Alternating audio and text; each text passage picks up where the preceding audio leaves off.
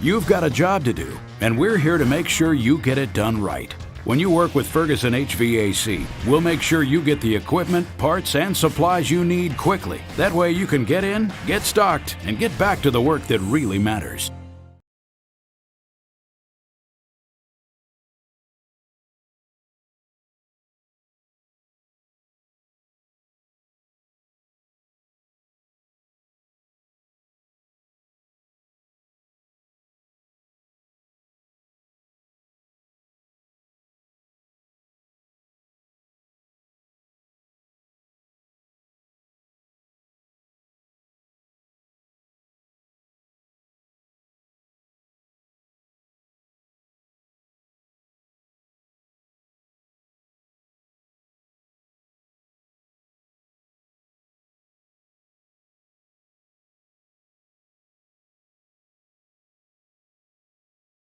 Welcome in. Day number 2, live from Radio Row here in Los Angeles. Buck Reising here with you until 1 o'clock Central Time. Good to have you in for today's show. Lucas Panzica's making things happen. We got Kirby Allen, if I can get the words out properly, and Will Bowling, who are making things happen so smoothly, unlike myself, here for the next 3 hours and for 3HL as well. Your phone calls are welcome. You want to jump in on the conversation, 615-737-1045. You can do that, 615-737-1045. Steven Snyder already in the YouTube chat. We got people chiming in. Is Buck on the floor shaking back and forth yet? No, I am not.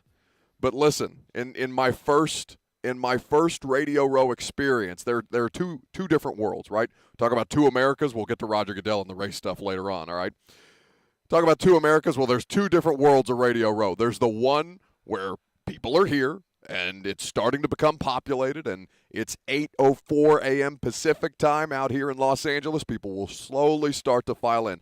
And then there's Radio Row After Dark, which I experienced last night, and I am deeply, deeply troubled by, because you got people doing late night shows in their respective markets, and some dude is in here. I came back to do the primetime show, Lucas. Came back to Sad Radio Row to do the primetime show.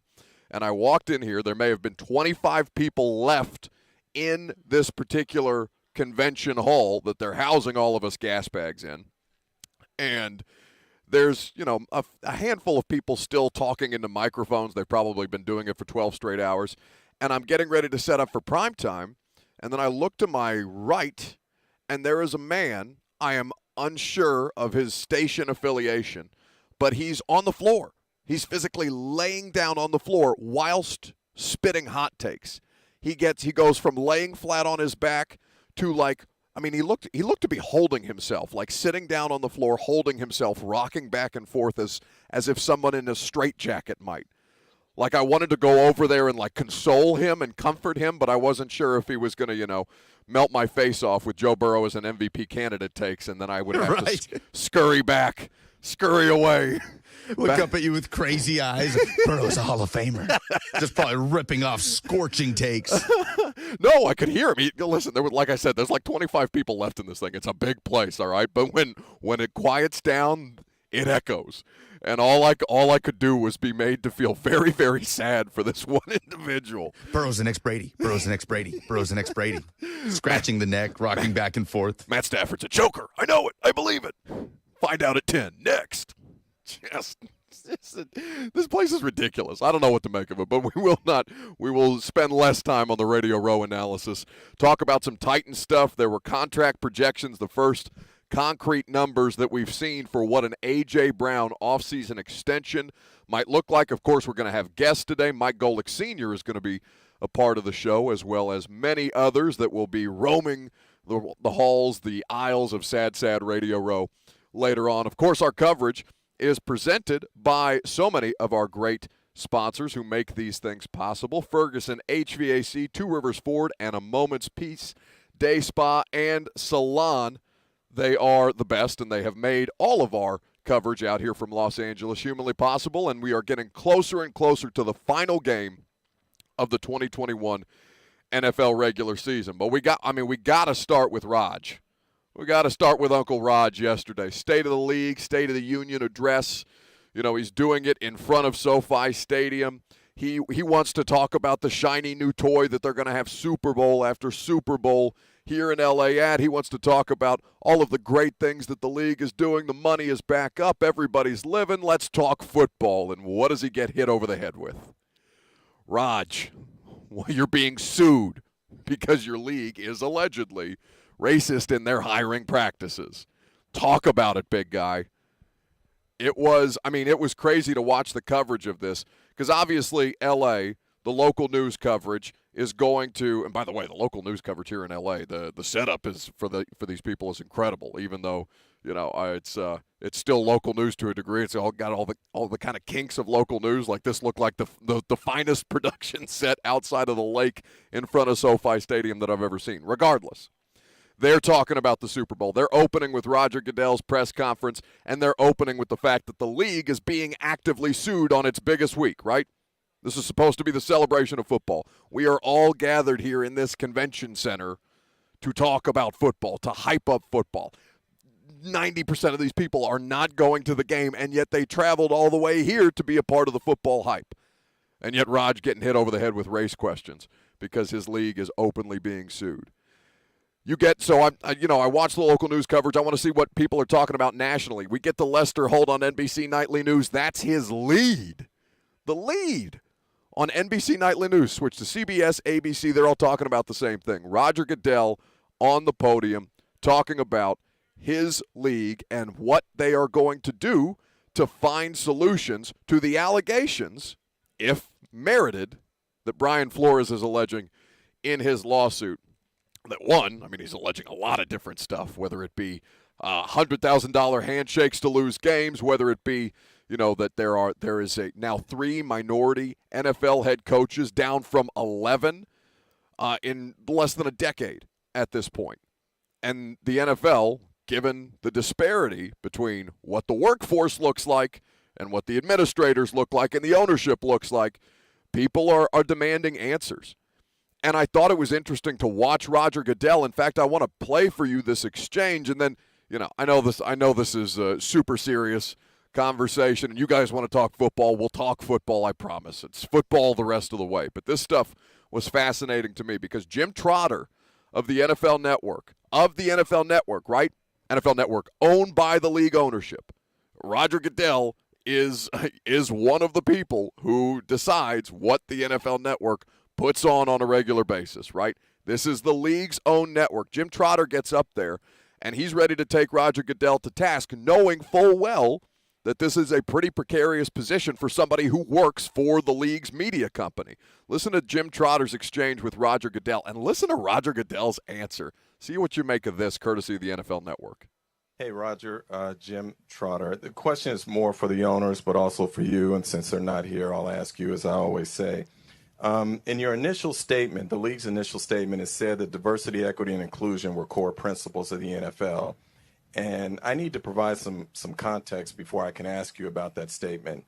In the 100-plus year history of this league, 24 of 32 franchises have either had one black head coach or no black head coaches. And to make sure I get the names right, I'll read them off here.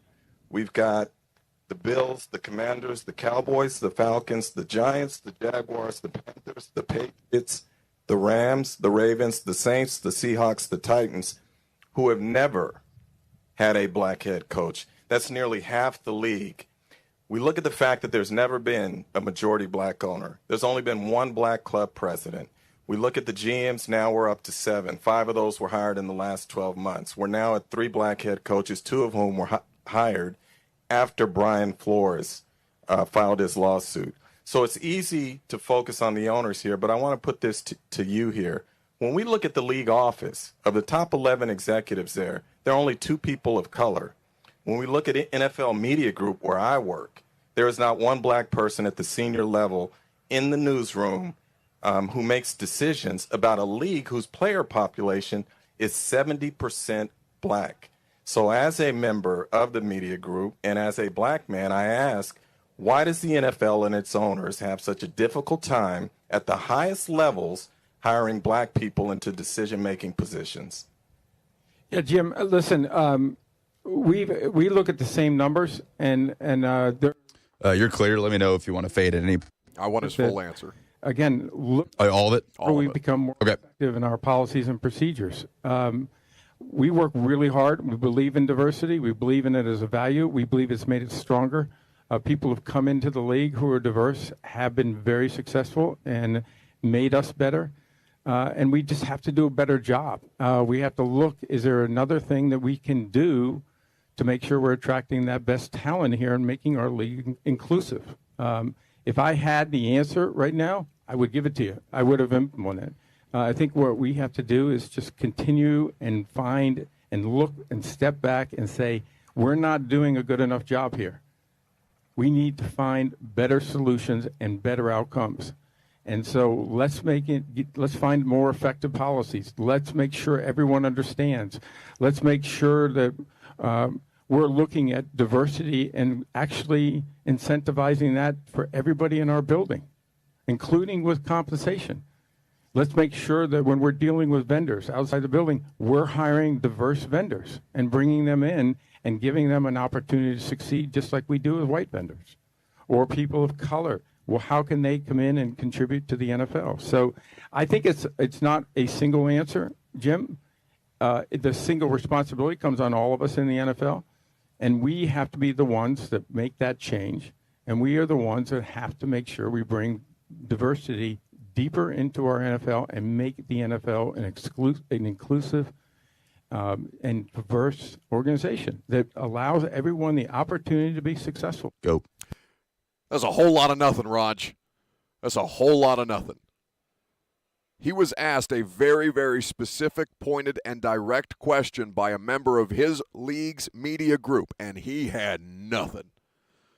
I mean, that's the crazy part of all of this. And again, I see it in the chat. I see people, like Derek R. on YouTube saying, I'm not getting back into this. It's Super Bowl time. Yeah, that's exactly the same way Raj feels, right?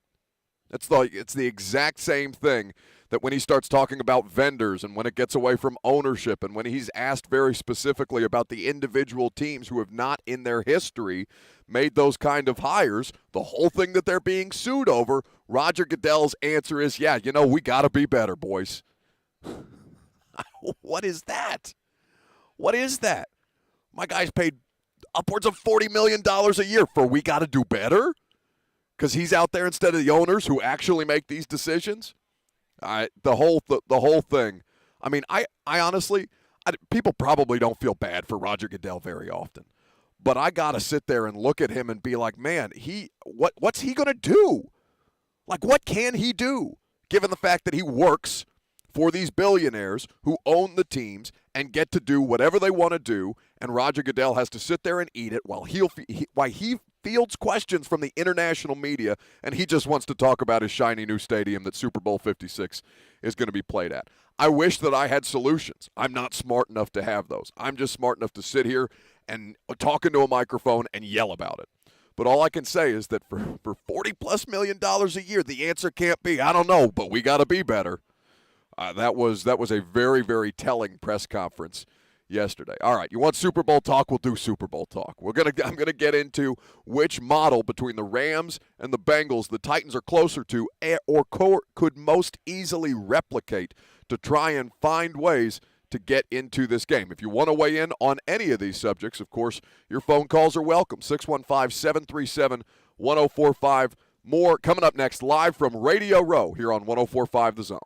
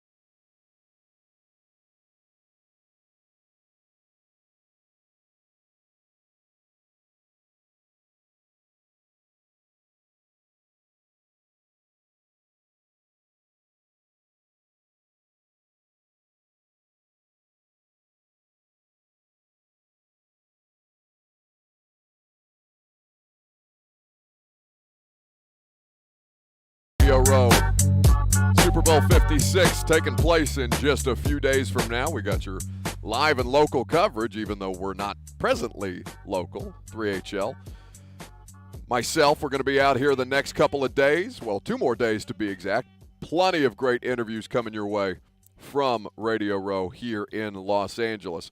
Going to get into some phone calls here in just a second, as well as the Super Bowl model that I think between these two teams that the Titans are most capable of replicating. Here in just a second. Lucas, you want to tell people what you asked me during the commercial break before we start breaking down this stuff? I asked you what push and pee means. All right, you want to give the context for why you're asking me that? Yeah, I've decided there's a lot of things that I see on the internet and trends that I kind of see happening, and I just have no interest in learning what it is. I said I'm not going to bother with figuring out what that is. Sure. And pushing P was one of those things. Yes. And I've conceded. I will learn what it is because now it's all over the place. Rick Barnes and Kelly Harper are saying it in videos to Tennessee fans. Rick Barnes is saying it in videos of the Tennessee locker room after a win.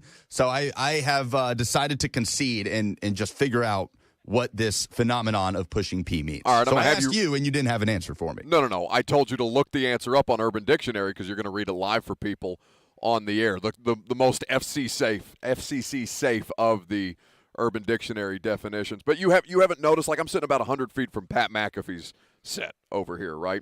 And you haven't noticed that Pat has changed his Twitter, his name on Twitter to have the P emoji before Pat McAfee? You haven't seen that happening all over the place? I have. I've seen it all over the place, okay. Which is why I finally conceded. But there's so many things that like come and go on Twitter and social media and that universe that I don't want to bother with. Like I don't want to waste my time learning what pushing P means because it's probably something that will have no impact on my life. Like Wordle. Like I refuse to learn what Wordle is. I won't do it. I won't download the word averse. You don't want to learn new words. You don't want to play word games and I love enhance words. your mind. Is that what that is? I don't know what it is. Is I that just what see it is? Green and black squares on people's Twitter, and I don't know what it means. So you know I didn't that know it was a game. You know that just sold for a bunch of money to the New York Times, right? Maybe you should think a little more inventively before you dismiss all of these things out of hand. You have the Urban Dictionary definition in front of you. So I'm going to make you read it now on the air. Pushing P, according to Urban Dictionary. Not pushing, pushing. All right, well, there's a G in here. There's a G in this definition on Urban Dictionary. I rebuke that in the name of Jesus.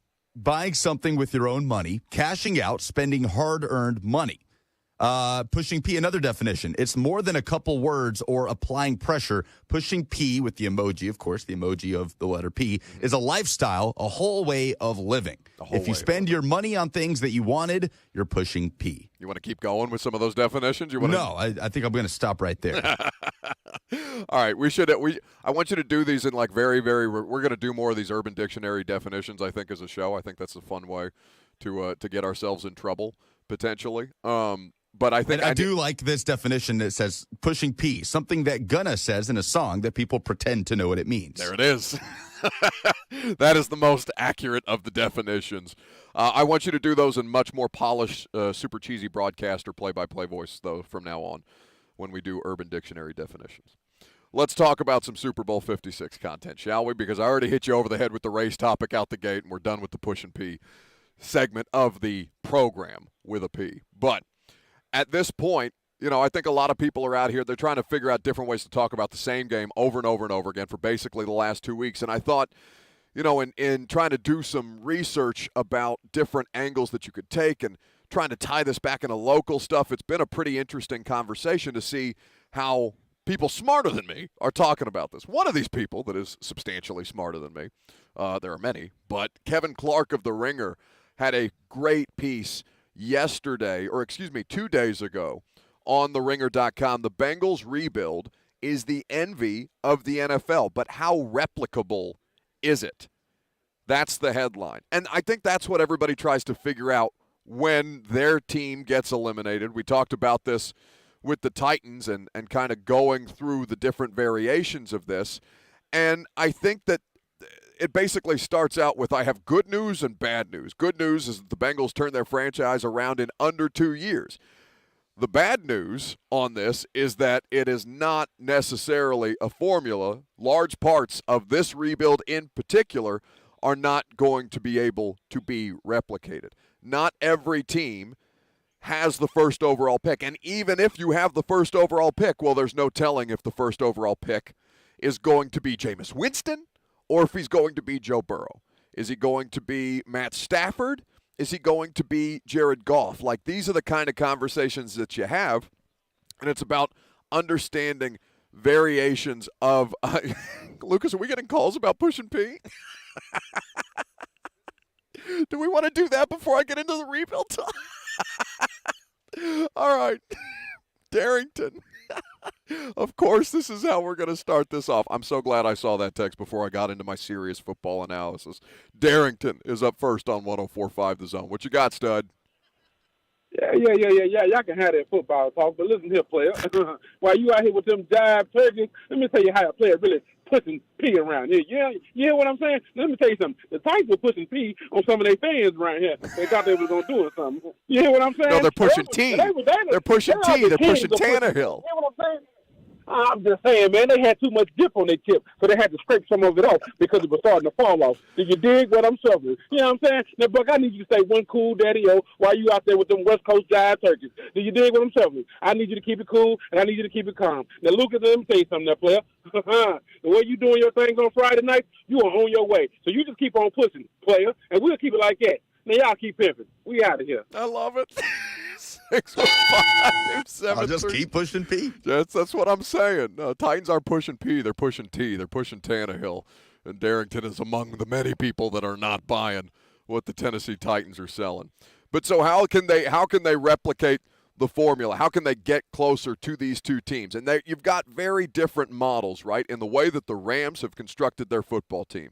You go all out to get a franchise quarterback, a quarterback who has been maligned in his previous stop, the Detroit Lions, a loser franchise, and they've made some of the best players in NFL history quit when you look at Calvin Johnson and Barry Sanders. Matt Stafford had to get the hell out of town, even though he has been their greatest asset for so long. Rams found a perfect trade partner.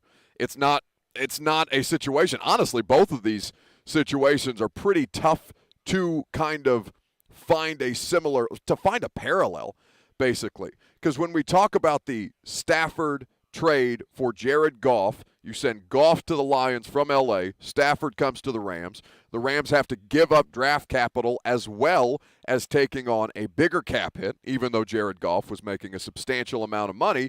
You found a trade partner who can take Jared Goff off your hands, can handle the cap hit, is kind of content to have him as their transition quarterback, understanding that they can get out from under that contract in pretty short fashion. Matt Stafford comes here to L.A., where they're figuring out, all right, how can we basically make the salary cap non-existent for the better part of, when was the Super Bowl for the Rams? 2017 at this point? 2018 was the Rams Super Bowl season when they went to Atlanta and lost to the New England Patriots in dramatic fashion. So you have the situation where you're finding ways to make the salary cap non-existent. You're using voidable years. You're taking on all of these high salary contracts. You find ways to get value in somebody like Odell Beckham Jr., who gets straight up cut from the Cleveland Browns. And how dumb do the Browns look after the fact for just straight up cutting an asset like that when he's caught a higher percentage of passes, has caught a higher percentage of passes than even somebody like Cooper Kupp, who probably should be the NFL MVP this year. They've found ways to maximize the roster, take advantage of dumb teams' mistakes like the Cleveland Browns, and put together this Monstars version of an NFL team, this superstar LA, very, very Hollywood roster with Von Miller, Matt Stafford, Odell Beckham Jr., and you don't even really talk about some of the better players on this football team. Some of the role players, you just gravitate towards the stars, even though that's not really it's not the sole reason why they're in this game. There's a lot of players, role players, somebody like Eric Weddle, who they got off the couch. Eric Weddle is Eric Weddle is closer to 40 than he is to 30, right? And he's out there playing starting safety for the Rams, and they found ways to use him, his skill set, especially in run defense, to maximize the abilities of Eric Weddle. They've got the perfect formula I don't know if a parallel exists to that. And then you would say, okay, on the other side of things, you've got Joe Burrow and the Cincinnati Bengals. You turned a 4-win team into a 10-win team and a Super Bowl participant in this season. You've got an offense that was built not exclusively for the draft, through the draft, but very, very much so in the way that they've had high draft picks for a lot of years at this point since Andy Dalton left. You've been able to get into the Jamar Chase situation, Joe Mixon before him. You've got Joe Burrow as the first overall pick. They've had some high draft picks along the offensive line, and that has not quite manifested in the same way that their skill position players and their quarterback has, but the quarterback's young enough, he's fearless enough, he is unbothered enough to be able to handle these situations under pressure. So I think most people associate what the Bengals have done with building through the draft, and that's not entirely accurate because we talked about this throughout the course of this week. In fact, Dave Lapham on Monday, Bengals radio analyst, their version of Coach Dave McGinnis, who will join us tomorrow, by the way, was saying, yeah, they 6 new starters on defense. How many people could name a Bengals defensive starter outside of Trey Hendrickson who got the bag in free agency to come from the Saints to Cincinnati? Maybe you could name Jesse Bates because he's the player who intercepted Ryan Tannehill on the first offensive play of the Tennessee Titans playoff game against Cincinnati. But otherwise, they're just out there with some dudes, right? Jermaine Pratt had a big interception in the Vegas Raiders game in Wild Card Weekend to get them to Nashville, to get them in the divisional round. How many people would know what number Jermaine Pratt is just out there in the audience? Like Larry Ogunjobi is a cast-off player from the Cleveland Browns who did really well and has made a massive difference when he was healthy in this Cincinnati defense, but they're working with a bunch of dudes who you haven't necessarily, they're not mainstream NFL names. They're not household names, and now they are because they're playing in a game like this. They've forced you to basically pay attention to the way that these two rosters have been constructed. So where is the model that the Titans can most easily replicate? Cincinnati doesn't seem like something with a scouting staff. I mean, they have like 3 scouts on their staff because of the way that Cincinnati's ownership is notoriously frugal is probably too kind of a word at this point.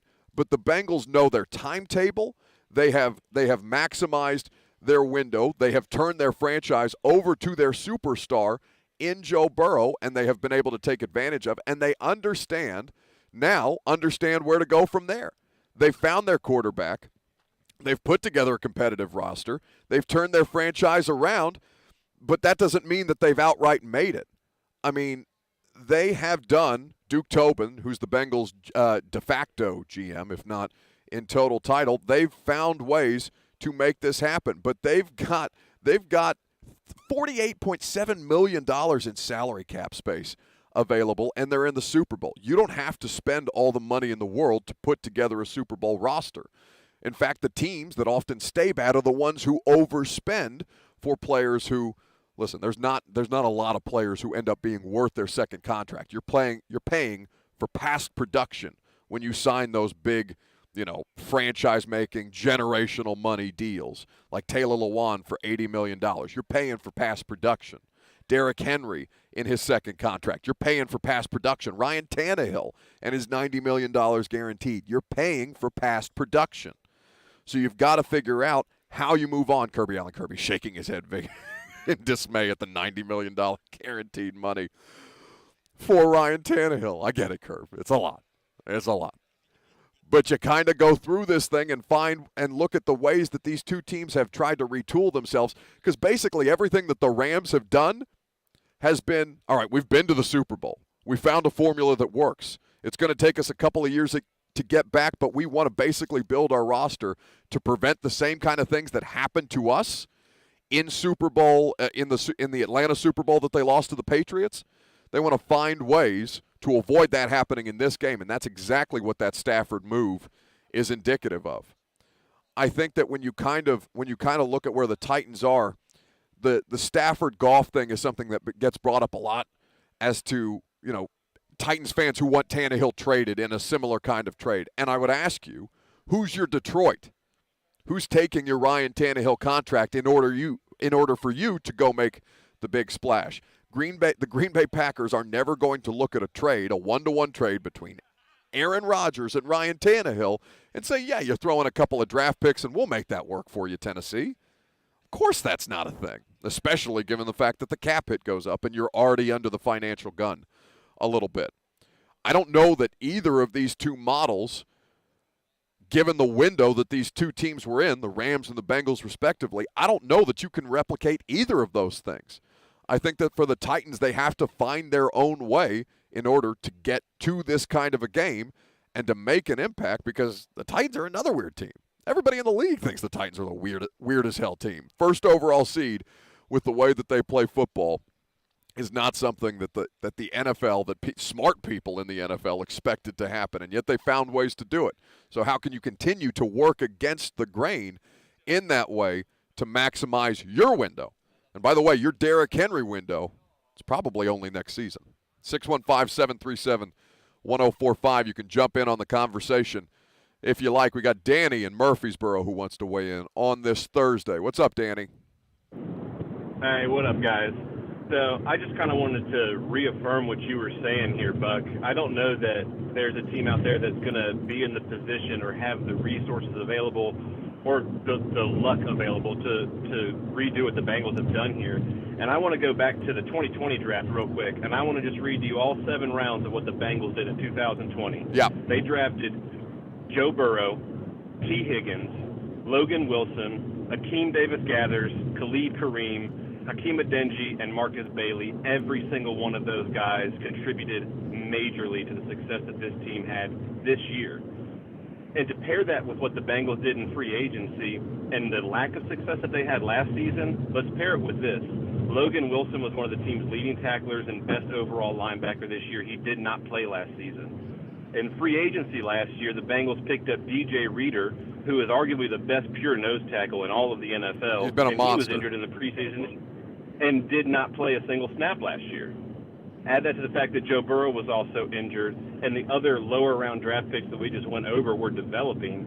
The Bengals had truly one of probably the most successful all-around drafts in recent memory in 2020. It's hard to hit on 7 picks.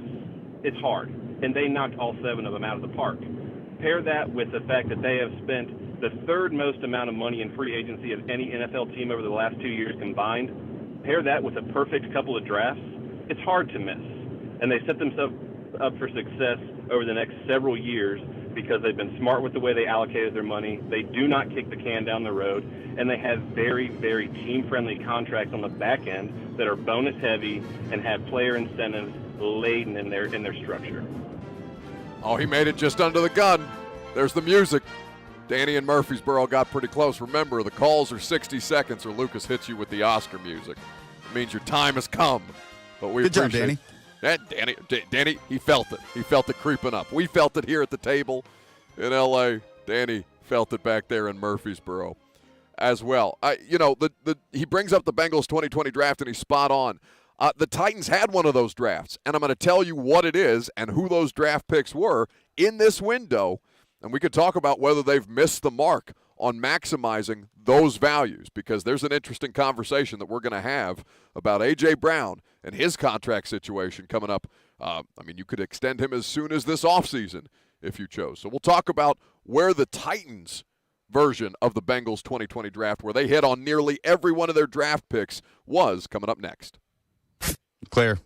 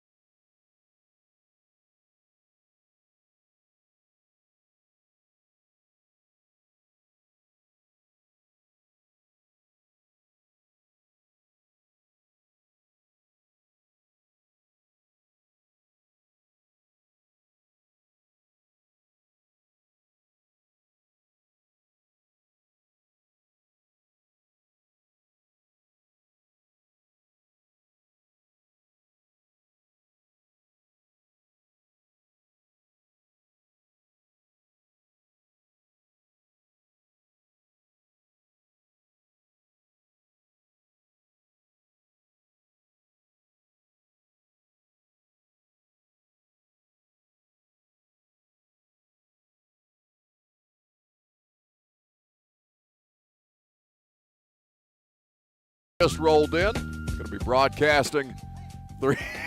You can hear him in the background, can't you? The convention center does, in fact, have a roof, despite Ron Slay's demands. I think he tried to get a little bit of SoFi in here, at least a skylight for the big fella. Not at 3 o'clock, it doesn't. Not at 3 o'clock, baby. The roof comes off at 3 p.m. Central Time. You know this. They're going to have a bunch of great guests. I know Trey Wingo's going to be on the show today. They've got a lot of people coming through. We have the now defunct. We have like a defunct version of the Golic and Wingo show. 3HL has Trey Wingo on, and I've got Mike Golic Sr. on today. So we will maybe that won't come up in the conversation. Who knows? 615-737-1045. That's the number. 615-737-1045. You can jump in if you like. So Danny, if you were listening earlier, Danny in Murfreesboro rattled off the Bengals 2020 draft class and how big an impact that draft class had on the fact that they are now in the Super Bowl, given the idea that they were able to get a high-round draft pick in 2021 because Joe Burrow got hurt. Their season went to hell. They didn't have much around Burrow in his rookie season anyway, so they basically got a mulligan. So now we're talking about to tie it back local, right? Okay, so how do the Titans, with a similar draft class, because they have one of those, where you hit on, Danny said they hit on all 7 of their draft picks. I think that you could probably go back and forth on what you consider to be a hit or not, but the Titans have one of those draft classes. In fact, it was just the year previous.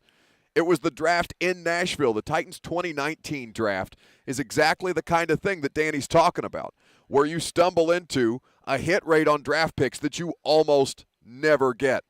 You go through the rounds here at this point from the 2019 draft class, and this is a special one, right, because it took place in Nashville. Jeffrey Simmons in the first round, A.J. Brown in the second, Nate Davis third, Amani Hooker fourth. You have DeAndre Walker as the 5th-round pick, the only miss out of any of those guys. He did not last on the Titans roster. And then as a 6th-round selection, you got David Long, who is now an entrenched starter at your inside linebacking position. So you hit on, 1, 2, 3, 4, 5 of the 6 draft picks that you have. That's a hit rate that never happens, right? And when you talk about, the Bengals are maximizing that window because all those 2020 dudes are still on rookie contracts, Titans' window on that is getting ready to close, because that's what we're going to talk about later on in the show. There's projections out there right now for an A.J. Brown contract extension because he is eligible to be extended this offseason. You could get the deal done now and not worry about it and wait for the cost or the NFL salary cap inflation in future seasons to kind of bring that number down to where it's more palatable. Or you could put A.J. Brown in a prove-it year, which is something that I don't think is in their best interest. I really think that there's going to be a lot of conversations around this about the maximization of Super Bowl windows based on just the biggest factor in all of this, guys. It's wild. It's luck. It's luck as to when you time your draft class or your best draft class out correctly in that window. It's luck as to whether your roster is able to stay healthy throughout the course of a football season. So it's luck to whether David Tyree, for example, makes the helmet catch in the Super Bowl against the Patriots. The unthinkable happens, and now Eli Manning is a 2-time Patriot killer in the biggest of games, in the biggest of moments. That's the kind of stuff that we don't, the unknown, the unquantifiable, the variable that nobody can determine. How do you maximize and capitalize the good luck that you fall into outside of doing the work that you can to try and win football games? Man, it's a really, really interesting, because when you boil it down, it's so tough to find ways to replicate the right Super Bowl formula, because I don't know that the right Super Bowl formula exists. Roger Mays in the Zone TV chat says, Buck, what are you talking about? The Titans did have a good draft, but the Bengals draft was clearly better. Let me pull up Lucas, can you do me a solid and pull up the Bengals 2020 draft class, and we can go through those picks together, because I don't know how Roger it gets better than Jeffrey Simmons, A.J. Brown, David Long, Nate Davis, and Amani Hooker outside of the one miss on DeAndre Walker, the 5th round outside linebacker, the edge defender out of Georgia. That was the one miss. 5 hits, 1 miss in a 6-man draft class. I mean, Lucas, maybe you would be able to provide me better context on what the Bengals 2020 looked like. Number 1 overall pick, as we know, Joe Burrow out of LSU. Number 33rd overall pick, first pick of the second round, T. Higgins, wide receiver out of Clemson. 65th overall pick in the third round, Logan Wilson, linebacker out of Wyoming. 4th round pick, Akeem Davis Gaither, linebacker out of Appalachian State. 5th round pick, Khalid Kareem, defensive end out of Notre Dame. 6th round pick, Hakeem Adeniji. Am I saying that right? Tackle out of Kansas. I would correct you, but I'm not smart enough to know the proper pronunciation. Right. 7th round pick, Marcus Bailey, linebacker out of Purdue. Yeah, so they have, and I remember interviewing Marcus Bailey when they played Auburn in the Music City Bowl a couple of years ago. That guy should never have been a 7th round pick. But listen, I think the determining factor from Rodgers' standpoint is they had the first overall pick, and the first overall pick ended up being a franchise-changing quarterback, right? Like that I think good quarterback, franchise-changing quarterback on a rookie contract. Yeah, I would hear the argument that it is better, but it's tough. It's tough to kind of go through that draft class from the Titans in 2019, understanding that at the time you had Ryan Tannehill on what was basically a rookie quarterback deal. And even last year, because his salary cap hit was so low, you made the room for Julio Jones. Like, you've been able to win with that quarterback at value, but you haven't been able to win the games of consequence, right? The games that matter in the postseason. You've been able to get to the postseason consistently. It's the purgatory that Bengals fans existed in for basically the entire Andy Dalton tenure. There's a lot of comparisons to be drawn between quarterbacks like Dalton and Alex Smith and what Ryan Tannehill is able to do. You're able to win. You consistently put together winning seasons. You make the postseason, and then because you just don't have enough or that thing that makes you special, you never get over the top, or the luck doesn't break your way, right? And it's a really, really, I mean, it's difficult to tell people that there's no one way to do this and make a Super Bowl, right? People want guidance. People want direction. People want something definitive that they can sink their hands into, sink their teeth into, and say, okay, if we do this one thing, our football team will make the Super Bowl. Their football team will make the Super Bowl. It's just not so. The Bengals stacked them, right? I mean, their 2021 draft class was just as impactful as 2020 as far as getting them to where they are now. Sure. Jamar Chase, Evan McPherson. Right, and the Titans have fumbled the bag as far as the last 2 draft classes are concerned. When you talk about, I mean, Christian Fulton's a stud. Darrington Evans and Isaiah Wilson, completely non-impact players at this point. This season, you had 0 impact from Caleb Farley because the one game that he got a start in, he tore his ACL. You have Elijah Molden, who's going to be a player who can make an impact, who's going to be your starting slot guy for years to come. We don't know what Monty Rice is, but we know that he did have to play due to injuries. TBD, right? You've had truly non-impact draft classes. Other than Fulton putting together a good season this year and Molden putting together a good season this year, you've been basically the opposite, where the Bengals were able to stack it. And also remember that they were a 4-win football team in Joe Burrow's rookie season. So they were able to continue to stack high draft picks up against each other to make that hit rate more successful. Whereas the Titans, who have been consistently picking in the 20s for the past 3 seasons, it's a lot harder to have a high percentage hit rate. When we come back, we're going to get into some analysis from Greg Cosell of NFL Films. We're going to talk about Matt Stafford because an interesting chart from Pro Football Focus came out about Matt Stafford and how he reacts on the very next play after he throws an interception. Ryan Tannehill is on the opposite end of the spectrum, and I'll tell you why that's important coming up next. All right, you're clear. You've got a job to do, and we're here to make sure you get it done right. When you work with Ferguson HVAC, we'll make sure you get the equipment, parts, and supplies you need quickly. That way you can get in, get stocked, and get back to the work that really matters.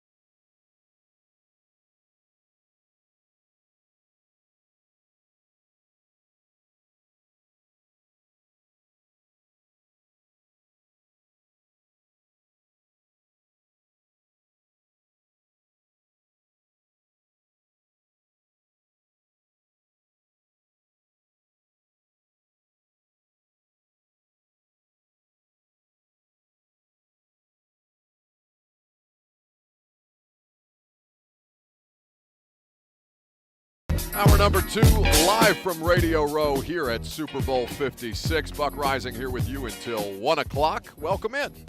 Appreciate you guys hanging out with us this morning. If you have been, if you're just now joining us, we're happy to have you a part of the conversation.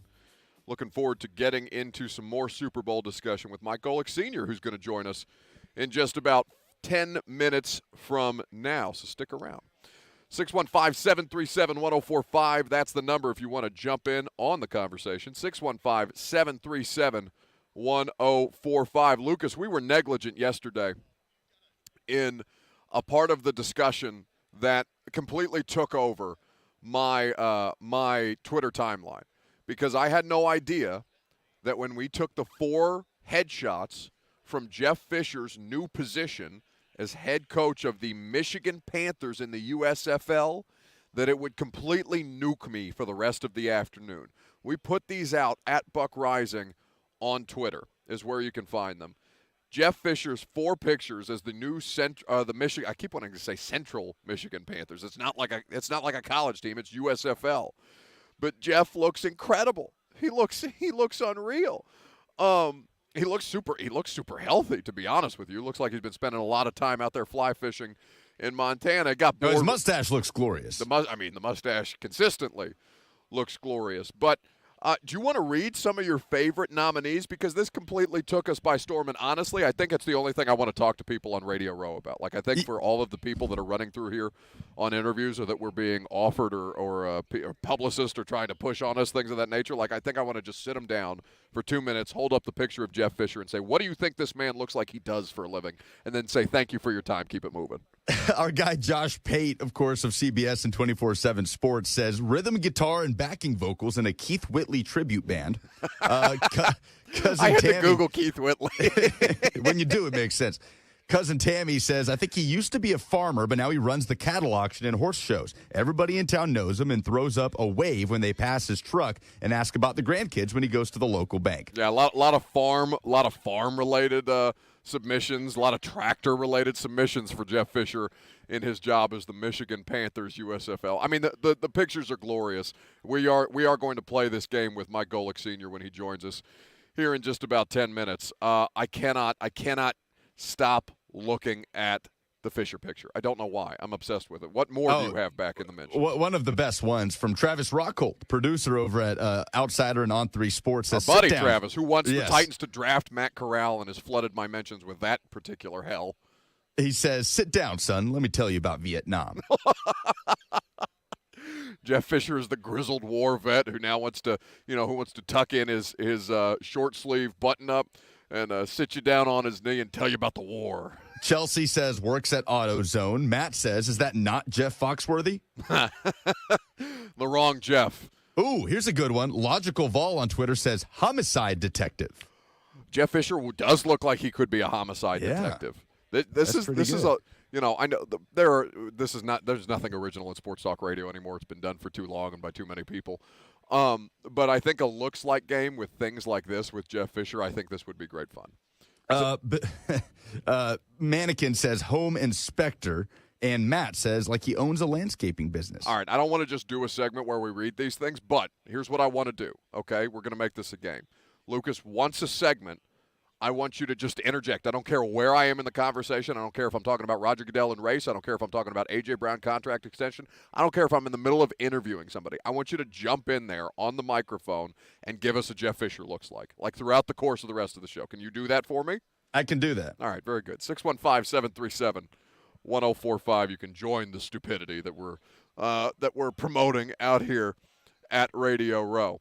But when last we spoke, we were talking about the Rams and the Bengals and the difference in these two teams. And the numbers on Stafford are pretty interesting at this point to kind of go through and parse. And a lot of, these players are being hyper-analyzed that are participating in this particular game. But one metric came out that was being discussed by our buddy Mina Kimes on her podcast about how quarterbacks respond after throwing an interception on the very next play. Now, let me say this, all right? There's a bunch of qualifiers that need to come with these numbers because I do think that I do think that it's important to kind of have some rationale about this. But this comes from Tej F. Analytics. All right, he works. He does some work for Pro Football Focus. In fact, he's a research and development individual at Pro Football Focus. Okay, so this stat, this metric, how quarterbacks perform directly after an interception. So direct on the very next passing play after an interception, how do quarterbacks respond?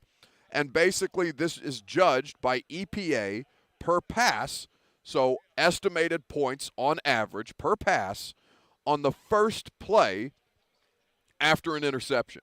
Now, Matt Stafford is at the top of this list. He's thrown a ton of career interceptions over the course of his lifetime, 144 to be exact, after an interception, or 144 interceptions. So he's had 144 plays as a sample size after the pick. He performs at the highest rate of any quarterback in the last 10 years on a play directly following an interception. Now, Lucas, you've looked at this chart. I don't know if you can remember offhand. We'll play some trivia here. Who is the last quarterback, do you think, in the last 10 years? It's a big sample size. The worst quarterback on a play directly following an interception. Yeah, and it was Dak Prescott by a large margin, right? Dak Prescott by a large margin, 53. The star is covering up the 3. It looks like a 3. 53 career interceptions for Dak Prescott. He, by far and away, grades out the worst. Sam Darnold is second. Ryan Tannehill is third on this list. 106 career interceptions for Ryan Tannehill, and he grades out as the third worst quarterback over the course of a decade on a play directly following an interception. Now, again, this is a metric that I think you need to have some context for, and this was something that I was going back and forth on with our buddy Zach Lyons at Football and Other F Words, the podcast for Broadway Sports Media, and kind of going into this so that I'm not accused of being a media hack with a narrative, right?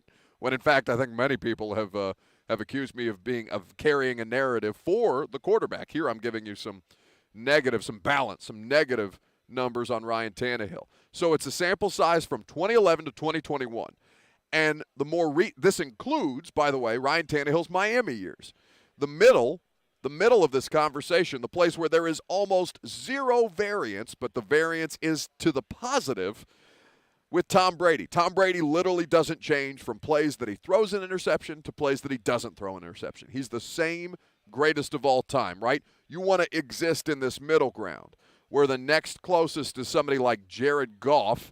To the affirmative and to the negative is Carson Wentz. So Tom Brady is bracketed by Jared Goff and Carson Wentz in this conversation.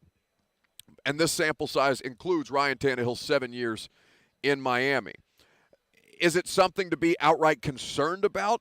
I don't know that that's something, but I do think that there is something to be said to look at the way that the player responds after things go sideways. Turnovers are something that especially defensive head coaches like Mike Vrabel, they fear. And if I'm looking at this sample size and seeing how much worse Ryan Tannehill plays on the very next play following a pick, and I'm coming off that postseason performance, I'm keeping that in mind as I consider, okay, how do we need to manage this, and does this quarterback basically have to play mistake-free football?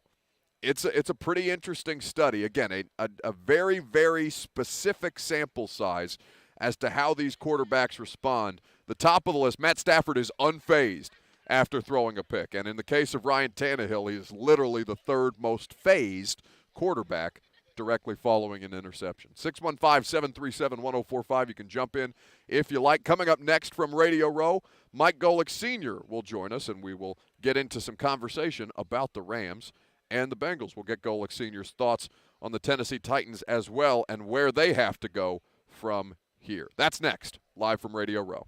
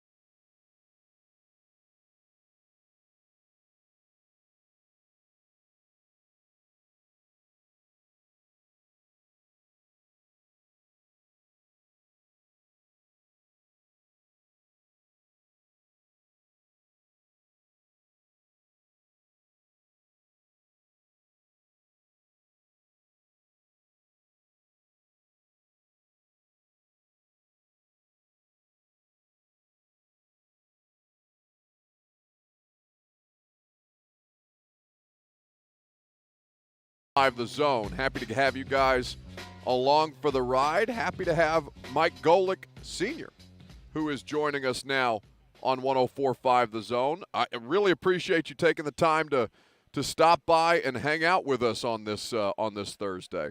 I think Lucas is on the phone with him, in fact, right now. We're going to get Golic Sr. here involved here in just a second. But a lot of different things to talk about with this game and really how I think it's going to be very, very much decided in the trenches.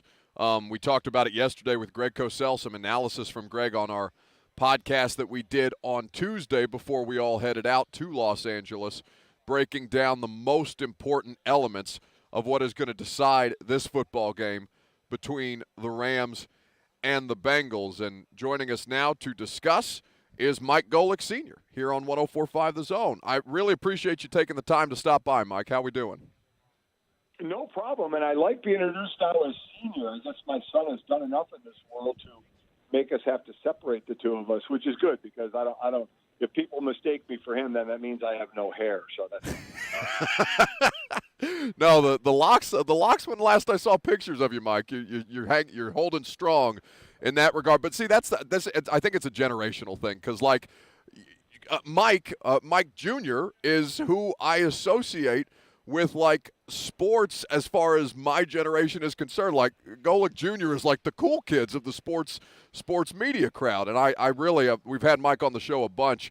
I work Jason Fitz is actually the whole reason I have a job in sports media at all. So been really, really enjoyable to watch his career and see how far he's been able to take off. Yeah, he's doing well and going to continue. And Jason is such a great guy. I love Jason. We've love doing the show with him. I really, really do. And I'm sorry I'm not my son. I'm sorry I'm the old guy you're talking to. We're going to talk about 1960 football. Is that where we're going to go? No, I think we ought to talk about 2022 football, Mike, if that's okay with you. This game is one of the most interesting ones that, at least from a matchup standpoint, given the fact that, the ever-present Tom Brady in our lives and ever-present at the Super Bowl, it feels like this is a far departure from any of those games. But between which storyline do you find the most interesting between these two teams? What are you watching the most closely to see how it plays out on Sunday? Well, I'll give you the matchup I'll look at, but probably Cincinnati. I think the way Cincinnati. Well, I think first the interesting thing is these two teams from the best players standpoint kind of did it differently. See, after the Rams lost their Super Bowl a couple of years ago, that next season, halfway through it, they trade for Jalen Ramsey, right? Star cornerback. You already have Aaron Donald on your team. Then you go get Matthew Stafford. Then you get OBJ. Then you get Von Miller. So you've stacked your team now with literal superstars. You've pushed all your chips in. You don't have a first-round pick till about 2090. I mean, you have just sold your soul for this, this time right now. And with Cincinnati, you have a team who just set a record for the youngest 4,000-yard quarterback, 1,000-yard rusher, and 2,000-yard receivers, all of them 26 or under, all of them drafted. So they've kind of gone about it differently, and they're in the same spot.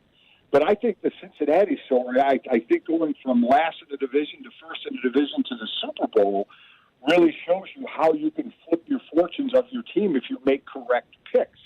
So I think they have arrived where a lot of people thought they may, but sooner than expected. And then on the field, quickly, the biggest mismatch, everybody's going to talk about matchups. The biggest mismatch is the offensive line for Cincy, their pass blocking, against the defensive pass line and the rush of Donald and Floyd and Von Miller. This is obviously in favor of the Rams, but it's been that way all year. You guys know Joe Burrow is the first quarterback to play in the Super Bowl after being sacked the most in the regular season. He's been getting his butt kicked all year. He got sacked 12 times in the playoffs, including 9 by Tennessee. Yeah. And how you can sack a quarterback 9 times and lose. That's still got to blow your guy's mind down there. It's unbelievable. But Cincinnati still finds a way to win.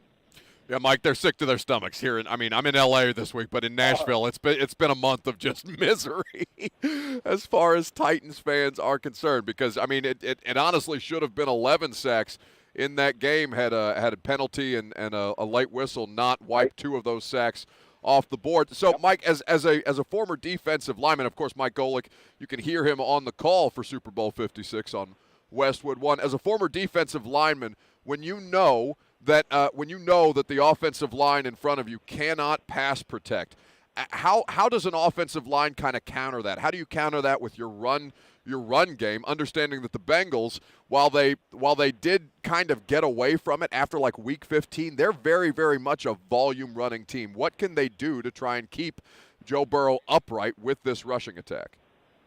Well, I mean, as far as the O-line, and you look at Cincy and they're running, they were like, I think they averaged a little over 100 yards a game. But what I like, and you said it, is they continue to try and run.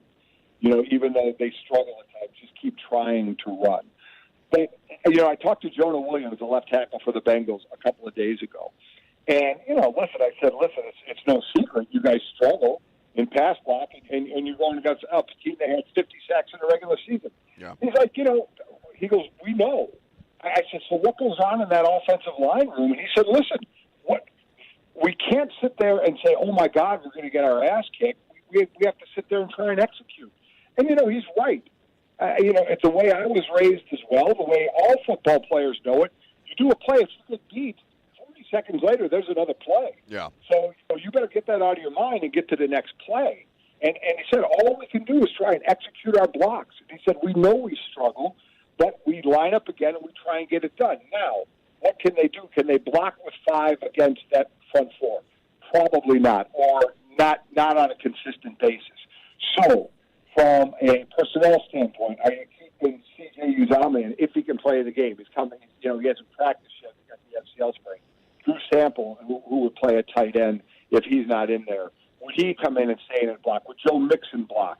So that means less people can go out in the routes. But you still have Boyd, T. Higgins, and Chase. So Burrow, and that's what he's been able to do, even if he's getting hit, is get the ball out to some of his receivers. Now, draws, screens, things like that, that can slow down a pass rush. If your running game can have any success at all, play action can freeze that D-line. So there are things you can do. You'd love to just block with 5, but that's not going to happen on a consistent basis. And if you're that Ram defensive line, let me tell you, you are just chomping at the bit. Chomping at the bit, getting ready to just take off and get after Burrow.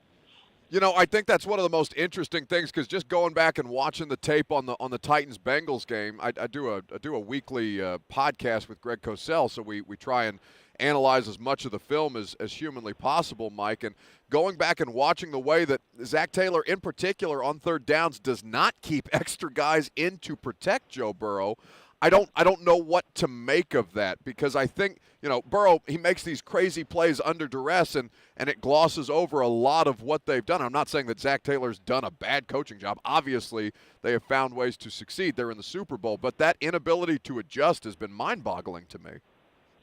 Well, if you're Texted you. Joe Burrow to escape and make plays, again, which he's done, and again, one thing Zach Taylor can say is, look where we are. We're in the Super Bowl doing it our way. And I agree with you. I mean, Joe Burrow, while he can escape, look who you're trying to escape. Aaron Donald, Leonard Floyd, Von Miller. These guys are quick. They're fast. They're going to catch you. So I don't know how long you can get away with that. I would completely agree. Now, what you could do if you're not going to help is you better have quick routes. Yeah. So now a lot of it is Cincinnati in 3rd and 5 or less, 3rd and 3 or less, 3rd and 7 plus. That's a big difference. 3rd and 7 plus, unless you're throwing a quick slant or one of those bubble screens where you think your guy is going to get the yardage, you got to have a route that's going past the sticks. So that's going to take a little longer. And if you're in a 5-man protection, you're going to chance it a little bit. So I don't mind if it's 5-man protection on a 3rd and 4 or less, because you can run quick routes and you can have more people in the routes because you're going to get rid of the ball before the pass rush gets there. So down and distance is going to have a lot to do with that. At Golic is where you can follow him. You can hear him on the call of Westwood One's coverage of Super Bowl 56 coming up on Sunday. I'll leave the senior off. We'll just call you the OG, Mike. We appreciate you stopping by, boss. Thanks, man. I appreciate it. That's Mike Golic there with us on 104.5 The Zone here at Radio Row. It's an interesting conversation, right? The Zach Taylor situation, and NFL Honors is tonight, right? Tonight we find out whether Mike Vrabel is going to be the NFL Coach of the Year. And he's going up against guys like Zach Taylor. And, really, that's the main competition. Matt LaFleur, I guess. Now, I don't know how much Mike is going to be interested or whether he's even here in L.A.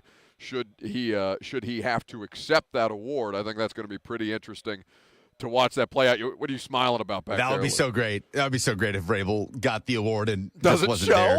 There. Yeah, just isn't there to receive it. You know what? It's interesting, but it's not important. It's such a great line. I know he took it. He credited Ron Rivera with that line, so it's not a Mike Vrabel original. But let's put I'm it going on. to start using that when people confront me about things. It's interesting, but it's not important. Because you're a super non-confrontational guy, Lucas Panzica.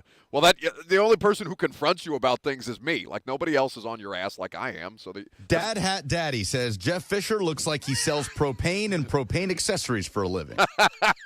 Well, you didn't have the stones to do it while Golic was on with us? You didn't want to do it then? I forgot he was on the phone, so we couldn't show it to him. Well, I had Fitzy send it to him. I honestly forgot to do it, too. It's okay. Best laid plans. We're doing things on the fly here at Radio Row. That's what makes it the most fun.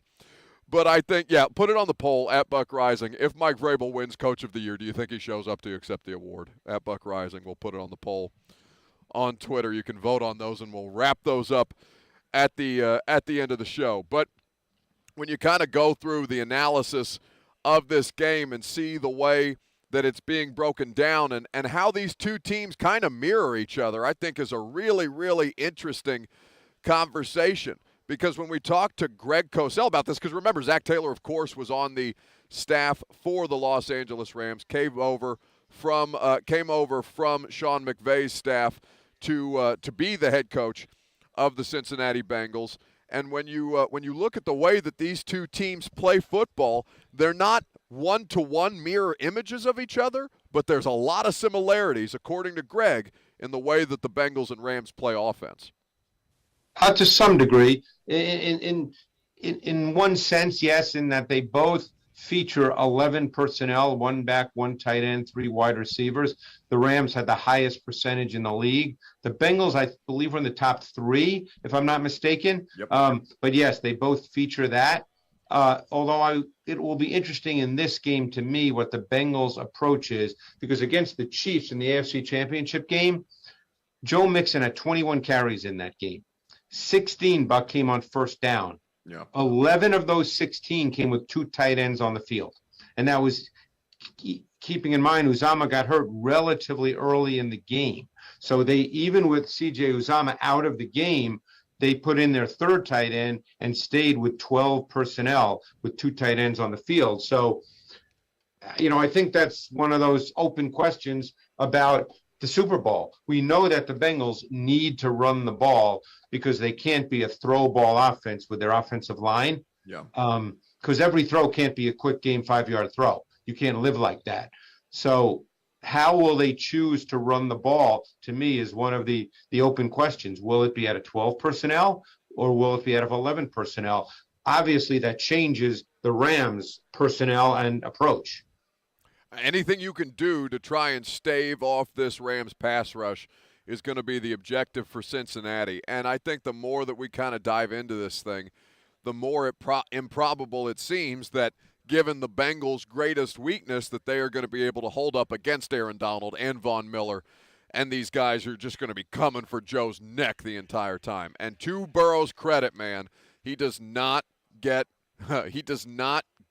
flustered by these pass rushers, but it is going to be a difficult challenge for them to kind of sustain. And it's interesting to see the way that the Bengals have because they were super run heavy. They were only passing the ball 51% of the time through weeks 1 through 14. They were very, very much committed to running the football. They were having greater success with it earlier in the season. They kind of got away from it and put the ball more in Joe Burrow's hands to make plays, to allow him to be the kind of special that Joe Burrow is. When you kind of boil this thing down, and analyze how Joe Burrow has made a difference, that seems to be the more successful formula. It paid dividends for them. But against the Chiefs in the AFC Championship game, they got back to that run-heavy model, and the inefficiency of the rushing attack for Cincinnati was staggering.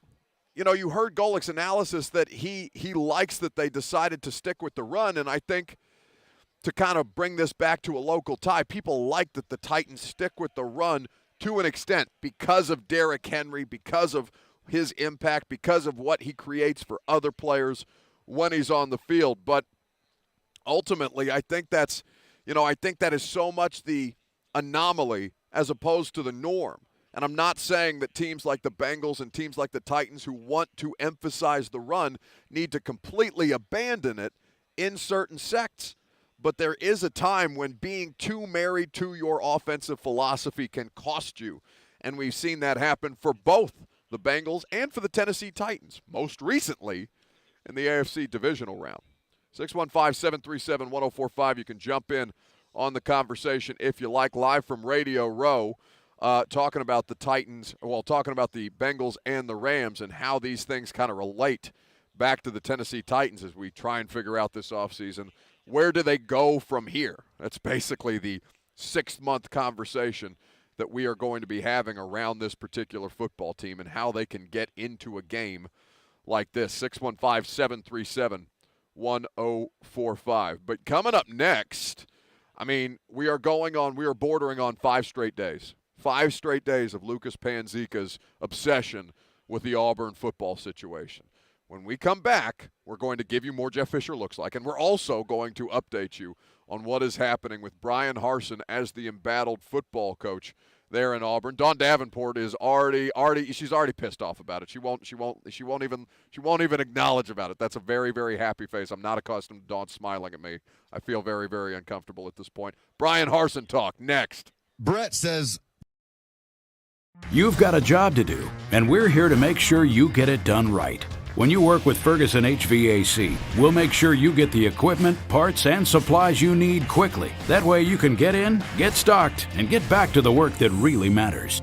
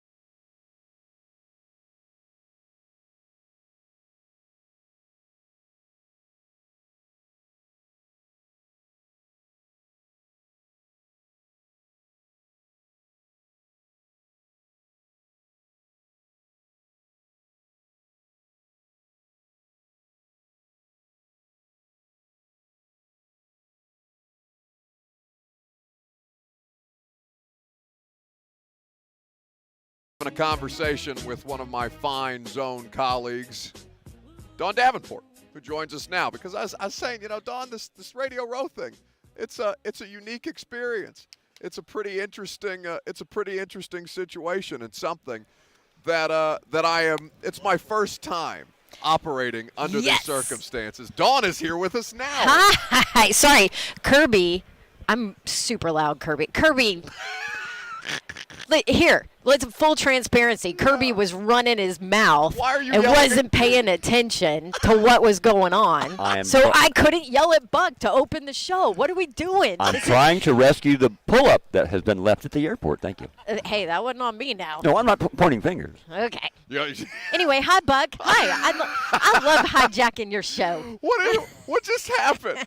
Kirby just got knifed in the side. Dawn sitting there flailing arms. I'm trying to get us back from commercial break. This is a nightmare scenario. Yeah, so what do you think about your first Super Bowl Radio Row experience? Let me preface this with everybody listening back in Nashville. Obviously, 3HL has gone, for a long time, before I was even on the show. Yes.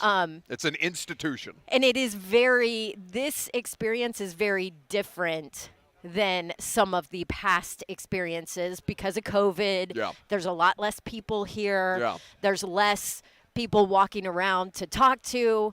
But I thought it was interesting. You were like, I don't, some of these people I just don't want to talk to. I don't know. Well, Dawn, I think it's a generational thing. Like, I don't know who half these people are. And I want to say that, like, kind of quietly into the microphone. Yeah. But, like, there's people that are coming up and, like, saying, you can do 10 minutes with X, Y, and Z. And I'm like, I don't know. I mean, but then. Then you dive in and you're like, oh, crap, that's a Hall of Famer. Or, oh, that dude did, No, it's an indictment of me. It's absolutely an indictment of me. I completely understand. Well, this. Here's the deal. You can't know everything about the history of the game. You just can't. Yeah. I get it. But I'm having fun. Having fun. This is interesting. I just, the whole concept is a fascinating one to me, much like your coaching situation. Oh, my gosh. At Auburn. Lucas, you want to go into the details? What a Dawn, disaster. This is so good. I'm so happy that you're here for this. Lucas, your obsession is going on 5 days with Brian Harsin and the Auburn situation, so I thought we would bring in, I won't say senior Auburn correspondent, I will say Auburn correspondent, local correspondent, Dawn Davenport. Mm. By saying you won't say senior correspondent, you just said senior correspondent. I didn't say it. Okay. I said I won't say it. Old? No, in by fact, the way, I was actively trying to avoid that, Dang Dawn. it, I knew I was up on my Botox. Dag nabbit. Hey, you know what? I'm not too far away from it. Dara gets it done. I'm thinking about it. No, you're not. Hell yeah, I am. Are you serious? Dude, I do I'm doing micro needling. I'm doing the whole thing. Like I go to me and Kirby were talking about my skin routine earlier. God, you're soft. Really? I don't care. Are you kidding me? I'm just trying not to look old, Dawn. Not soft. Soft isn't the right word. Diva, maybe? That you're damn right. That's right. For the Go ahead, anyway, Lucas. What is your Auburn fill analysis? us in, and then Okay. I will say this: I got to work the spring game last year, which was Harsin had just gotten there, just gotten hired, all of that. So I do have a little bit of insight, at least, to what's going on. So Lucas, fill us in on the update, and let me also say this: I'm sorry, I'm taking your time, Lucas, but. I know that you're obsessed with this because you're a Tennessee Vol fan, Yes. and this makes you feel better Yes. about the past dumpster fire coaching stuff that went on at the University of Tennessee. I understand that because I work with two guys who certainly see a little bit of a tint of orange, and they are like reveling and loving this like whole, misery loves company, and look at us now. I'm like, give me a break. You're like 1 year removed from the biggest dumpster fire in the Shiano SEC. Gate. Yes, from the absolutely Shiano show that now turned my use of the S word into Shiano. Go ahead. Lucas. I have no objections to anything Don just said. By the way, it's also the biggest story in the SEC right now, on top of all that. Sure. So obviously we know Auburn has continued its investigation into Brian Harsin, led by an outside firm, exit interviews with former players, coaches, and current players and coaches. Still don't really know what they're investigating, whether it's unsubstantiated off-field rumors or just the environment and the culture Harsin has created at Auburn. But anyway, the development yesterday was that, this is from Justin Hawkinson of On3 Sports, who we had last Friday to tell us about this. Yep. Does a great job. does a great job covering Auburn. Auburn University made effective as of February 8th, 2022, 2 days ago, a new policy. It reads, employees have a duty to cooperate fully and truthfully with investigations, inquiries, and reviews relating to their university responsibilities and professional obligations. For example, employees must do the following: cooperate in sharing requested information and participating in interviews, produce all requested university documentation within their custody or command, disclose additional information relevant to the investigation or review, and maintain confidentiality as advised. It also says violations of this policy may result in disciplinary action up to and including termination. So the question is this an attempt to fire Brian Harsin with cause, who, of course, refused to come back from his vacation to confront these allegations because he said, no, I'm on vacation. Heard you saying this, Don. I get this once a year, maybe once every 2 years as an SEC head football coach. I'm not going to cut my vacation short, but he is back in town, and he is present at the SEC head coaches' meetings on Thursday or today in Birmingham. So the question is this an updated policy? Is this a new policy? And how convenient is it that this policy comes into light on a public forum 2 days ago in the midst of this Brian Harsin saga? Don, they're pruining him. They're pruining him. That's exactly what's happening here. That's an interesting way to put it. Of course, Brian Harsin is going to show up at the coaches' meeting. Of course, he's going to do everything completely normal because he doesn't think he has done anything wrong. This is a terrible look by Auburn. And can I also say this? For those that don't know, this is my alma mater. I bleed orange and blue. Auburn is the best place on earth. Alan Green, I think, is a phenomenal athletic director. I love that dude. I love what he has done there. All of that. So I'll go ahead and tell you I have a bias, right? Yeah. But this is an awful look by Auburn. And on top of it, with everything that went on with Bruce Pearl and the basketball program and all of that, and Bruce, flat out saying, I'm not speaking to any of you Auburn officials during that whole thing. And good for him, because he was like, it's a federal investigation. I'm not talking to you at Auburn. I have nothing to do with you guys right now because it's a federal investigation, so I can do this. And he was absolutely right. But how do you not write this policy then? How do you not write add this policy then, and then you're not in this situation at all with Brian Harsin? These people who are paid millions of dollars to decide the fate of multi-billion-dollar entities and multi-million-dollar entities in the SEC, they're not that much smarter than you and I, Dawn. They're super reactive. They're just kind of taking these things as they come. It's the thing that drives me the most insane about the NFL, the league that I cover. It drives me insane about college football. It drives me insane about the NCAA. It is all constantly reactive because they just can't see ahead of what's right in front of them. And here's the problem, too, and this is a problem across college football. We know this. You're allowing so many boosters and board of trustees members and all of that. Speaking of, there's my Auburn Fight song as my ring. Are if you you getting heard a call it. from the board of trustees? Yes. Is that what happened? Do you know what's funny? I got a call from somebody in the athletics Auburn athletics department a couple days ago, as a matter of fact. Sources say. Yes. So I always worry when I see that 334 area code. I'm like, oh. But anyway, and now I lost my train of thought. But Where was I going? I don't even know what direction. Boosters. It's a bleep show. Boosters, yes. So and it's a problem all across college football. But especially it's been a problem at Auburn because I was a big Gus Malzahn fan. I loved what he did there, was doing all of that, and that obviously was well in the works before they got rid of Gus, and that was big-time money people that want control and want power, and when you have a coach that pushes back against that, they don't like it, right? And that has a lot to do with it. And with NIL now and everything that's going on, you have to have those people. You need that money. You need that. Now, this is what I'll say about Brian Harsin. I worked the Auburn spring game, and I went a couple days early, spent time at Auburn. I went to practice every day. I hung out. Derek Mason was there as the DC, so I spent a lot of time. Not any longer. No, but I spent a lot of time around the program, around Brian Harsin, because I wanted to see. I hadn't worked an Auburn game in a while, so I wanted to kind of immerse myself and see what was going on with the program. And I will say this. Brian Harsin is different, very different. All the talk of, he's a jerk, And coaches so when can't people say work that with about him. coaches, it just makes me think that he's acting like a football coach. Like football coaches are jerks. Right. Like they can be jerks a lot of times. And my takeaway from watching him and talking to him, he's arrogant, super arrogant. Okay. And that's okay Sure. because you have to be when you're in that position. I work with one of those. Lucas? No, Vrabel. Oh. Well, I was about to say. No, No, but Vrabel is a perfect example. Super arrogant, and he should be, and he Yeah, has to be because sure. you have to be in control. So that was one of my takeaways from Harsin. But the other takeaway when I was there was that a lot of those players responded to him.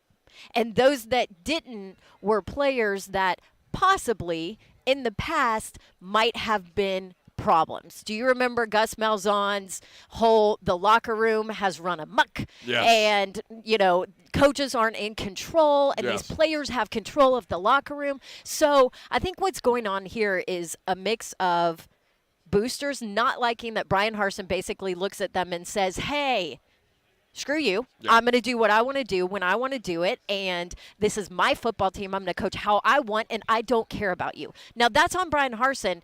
You have to realize where you are. And that leads to another story of fit. Is Brian Harsin, was he really a good fit when Alan Green hired him at Auburn? the money doesn't think so, Dawn.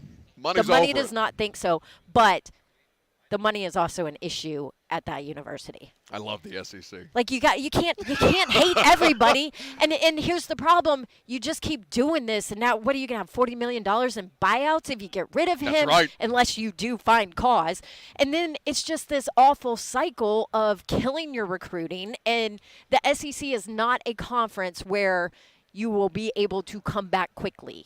Harold Hockett on the YouTube chat says, "Sounds like UT." Yeah, it's vying for the most dysfunctional of universities. Dawn Davenport clearly handling it well, and you can hear all three of them handle it well. I'm not handling it. Slay is trying to back me off of the dysfunction of UT. No. You had a good year. No. String together. Do it He again. said it's over with. It's like football teams, right? You won one season. Do it again. Prove it to me again, Slay. We're over 500. We're back. Slay has no idea. He doesn't have a microphone. No. Hey, you settle down. Hey.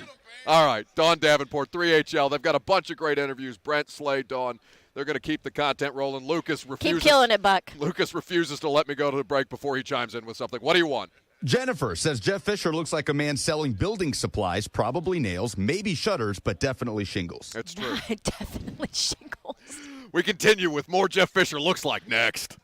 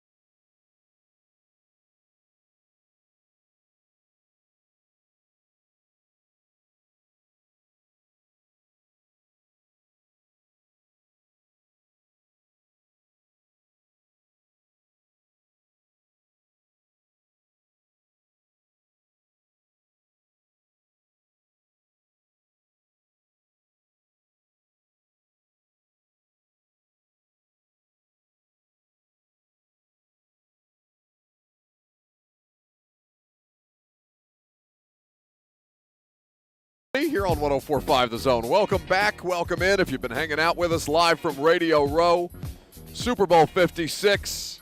Lucas Panzica's back in Nashville. He's making it happen. I got Will Bowling to my right. I got Kirby Allen Kirby out there scouring the sad Radio Row landscape for all manner of people who are trying to push some products and chop it up on Sports Talk Radio. Pushing products, pushing players, pushing it all here in L.A. 615-737-1045. You can jump in if you like. We'd be happy to have you. 615-737-1045. Breaking news, by the way. Lucas, give me the breaking news sounder that I absolutely despise, if you would. Well, it depends what kind of breaking news we're talking. Titans, just breaking sports news, It's breaking balls? Titans news, in fact. Breaking Titans news on 104.5 The Zone. Mike Vrabel, who is in the running for Coach of the Year, the real Coach of the Year. Lucas, you said what, his third Coach of the Year? No, these fan vote things, they don't matter. Get out of here. Well, one of them was Pro Football Writers. It's not all a fan vote. Well, ours doesn't count either because that's not the one that people actually care about. It's the one that gets awarded at NFL Honors tonight. Mike Vrabel has been spotted in the LAX. He's in LAX, so he is in fact here. We were hoping that he would win Coach of the Year and just not show up to accept the award in pure Vrabel fashion, but he has been spotted in LAX. Stephanie, who is the Tennessee Titan Fan of the Year, forgive me, I don't recall Stephanie's last name off the top of my head, but Stephanie of the Ladies of Tennessee Titans, she was voted as the Titans Fan of the Year. Fan of the Year for every NFL team gets to attend the Super Bowl, and Stephanie's got a selfie with Mike. I guess they were on the same flight here out to Los Angeles. So disappointing to see the situation come about that Mike Vrabel is actually going to be in attendance to probably accept the NFL Coach of the Year award. Not disappointing that he is wearing his Run the Damn Ball hat. He is wearing the Run the Damn Ball hat. You think he did that on purpose? No, he accidentally put on the hat. What do you got? You can't hear the laughs that you got from Will and Kirby Allen Kirby. I hope you're happy with yourself. I can hear Kirby. You can hear Kirby chuckling. Yeah. I love Kirby's laugh. Through the smoke and the Pepsis, you can hear the chuckle of Kirby Allen Kirby. Kirby spent more time sunning himself on the sunny side of the convention center than anything else. That and laughing at Lucas's jokes at my expense. That's been the Kirby Allen Kirby experience out here at Radio Row.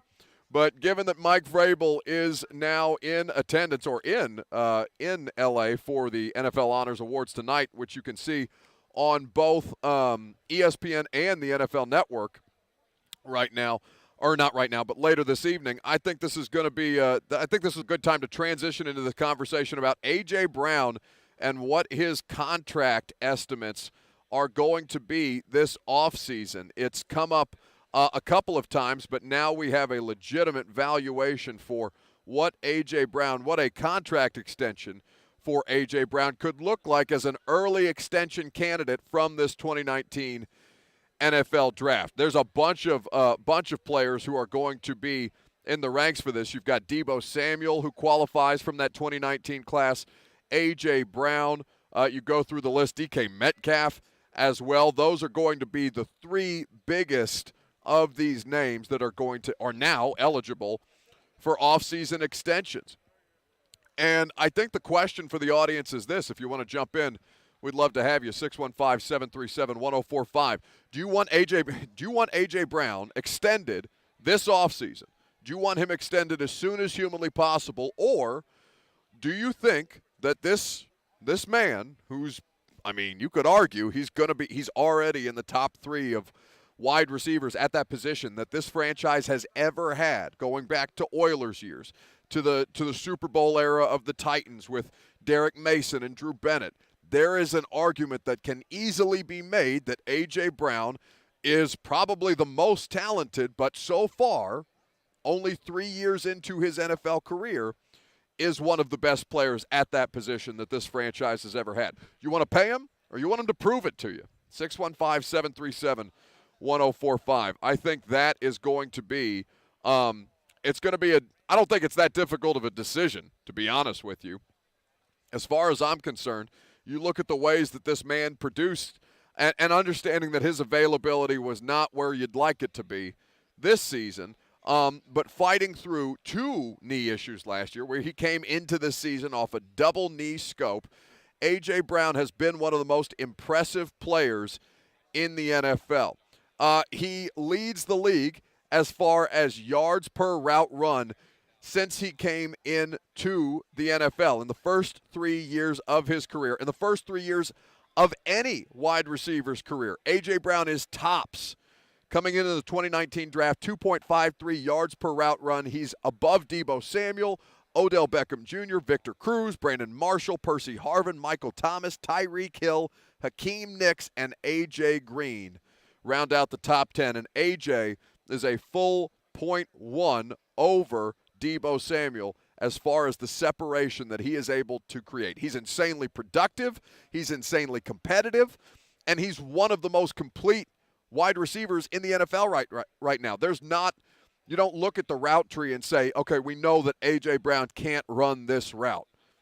And if the contract estimates at this point are 4 years, $80 million, an average annual value of $20 million per year, which puts him right in the conversation among the top of the position, is that something that you want done now, or do you think that A.J. Brown has more to prove? 615-737-1045. You can jump in on this conversation if you like. I'll tell you how the Titans feel about it coming up next as well, and we can get into this conversation about, has A.J. Brown in a limited sample size been able to produce with the draft position, understanding that he's not a first-round pick. It's crazy to say. This guy has been a revelation. And honestly, if you go through the way that the Titans struggled in the 2021 season without some of their star players, there is a more notable difference without A.J. Brown on the field than there was even with Derrick Henry, who's an MVP candidate. I think that is something that, it gets glossed over because Derrick's the favorite, right? Derrick's the favorite son, SEC country, Heisman Trophy winner, running back built like a Greek god and rushes for 2,000 yards, right? Like he's got all of the things that make you love Derrick Henry. And I'm not saying you got to love Derrick Henry any less. But what I'm saying to you is when you consider the production and the way that these guys at various positions dropped off during the course of the year, there's no disputing that A.J. Brown was the biggest missing piece throughout the course of their regular season, and that when they fed him the ball, like the Niners game, for example, there's precious little stopping this guy. Get into this conversation more on the other side. Your phone calls as well, live from Radio Row here in Los Angeles, site of Super Bowl 56. I'm Buck Reising with you on 104.5 The Zone.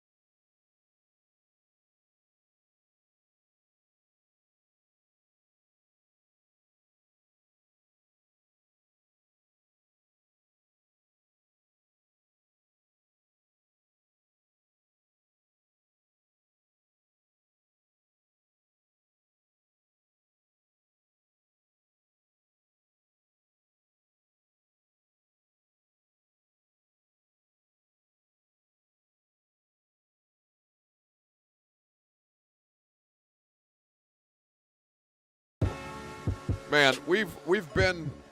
I don't know, Lucas. How do you think we've done with our first Radio Row experience? Because I think there are varying opinions. Kirby Allen Kirby just gave me the meh sign. I'm not sure what the appropriate way to do this because 3HL. I think they had 8 damn interviews yesterday, and I don't know why I'm so obsessed with the idea of this. Kirby has a list. It's ridiculous. And I feel like we just came out here to do our show in LA, which I'm fine with. I'm very much enjoying this. But the concept of this many people for like 5-minute intervals, it's disorienting to me. Ross says Jeff Fisher looks like the head of IT at a local community college. This is my favorite game. We can do this. I think we should do this into like the next couple of weeks. I think we should just keep this bit rolling.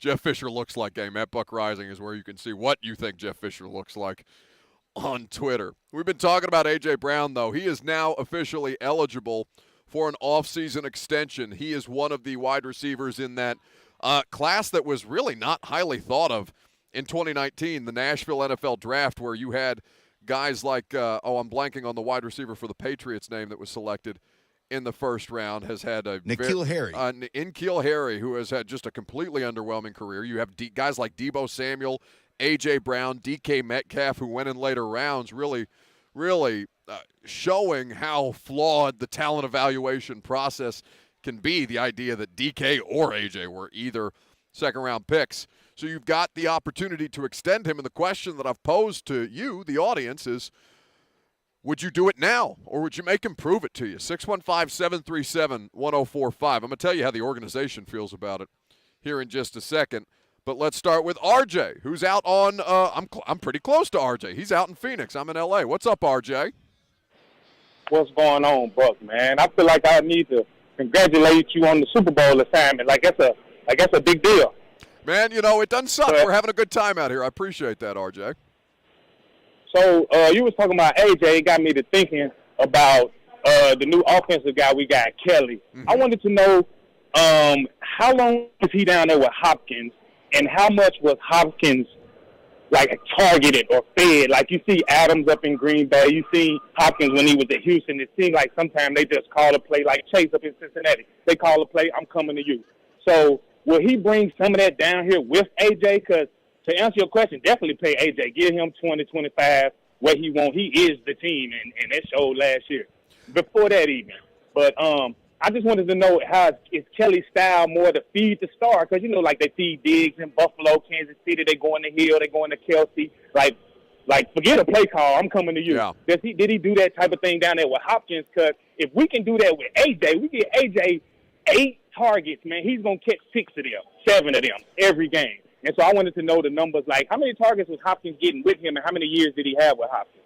I appreciate the call, RJ. So Tim Kelly became he was a part of the coaching staff going back to 2014, and if you'll give me just a moment, I'll be able to tell you when he became the offensive coordinator in Houston. So joining the staff, so 2019 to 2021, so 3 seasons as the offensive coordinator in Houston. He's been in the NFL for 8 years, and all of those years with the Houston Texans working as a part of the offensive staff. Now, DeAndre Hopkins, who was traded to the Arizona Cardinals last season in 2020, so only 1 year of work with Tim Kelly. But in that 1 year, RJ, DeAndre Hopkins was an all-pro caliber player, and he was a 3-time first-team all-pro player from 17 to 19. He played only in 15 games 15 of 16 at that point. But he had 150 targets. 150 targets. That's and by the way, that's not even the most targets that DeAndre Hopkins has ever had in a season. So it's one of the lower targeted years of DeAndre Hopkins' career, where it peaked at 192 in 2015. We're then just force-feeding him the ball over and over and over again. 150 under Tim Kelly as the OC in 19, and then, of course, Bill O'Brien ships him off for parts, essentially, to the Arizona Cardinals. Of those 150 targets, though, he caught the highest percentage of passes in his career, or excuse me, the third highest percentage of passes in his career. He caught 69.3% of the passes that he was thrown, 7.8 yards per target. So he had a great year under Tim Kelly. And, DeAndre Hopkins is a tough player to not have a great year for. But you know that in the Houston offense, understanding that Tim Kelly was a part of that staff, even if he wasn't outright calling the plays, like in that system, they were a volume passing team. They had some good years running the football when Arian Foster, for example, was the running back. The Houston Texans have had decent running backs in their history, of course, but this is a volume passing offense that Tim Kelly is coming from. And it's going into a volume running offense here in Tennessee. Now, will you see an outright change in direction that way? No, of course not. But I do think that you will see your best players put in the best possible position to succeed. And when I say that to you, that means getting A.J. Brown targets, finding him in the play call, making him the first read on any particular passing play or on more of their passing plays to kind of maximize his production, especially when you have one-on-one coverage with A.J. Brown, because he's one of these freak wide receivers where if you just throw it up to him, more than 50% of the time, he's going to make a play on the ball. And if not, you're going to get a defensive pass interference. Like, this is a highly effective strategy in today's NFL where you are just absolutely kneecapping your efficiency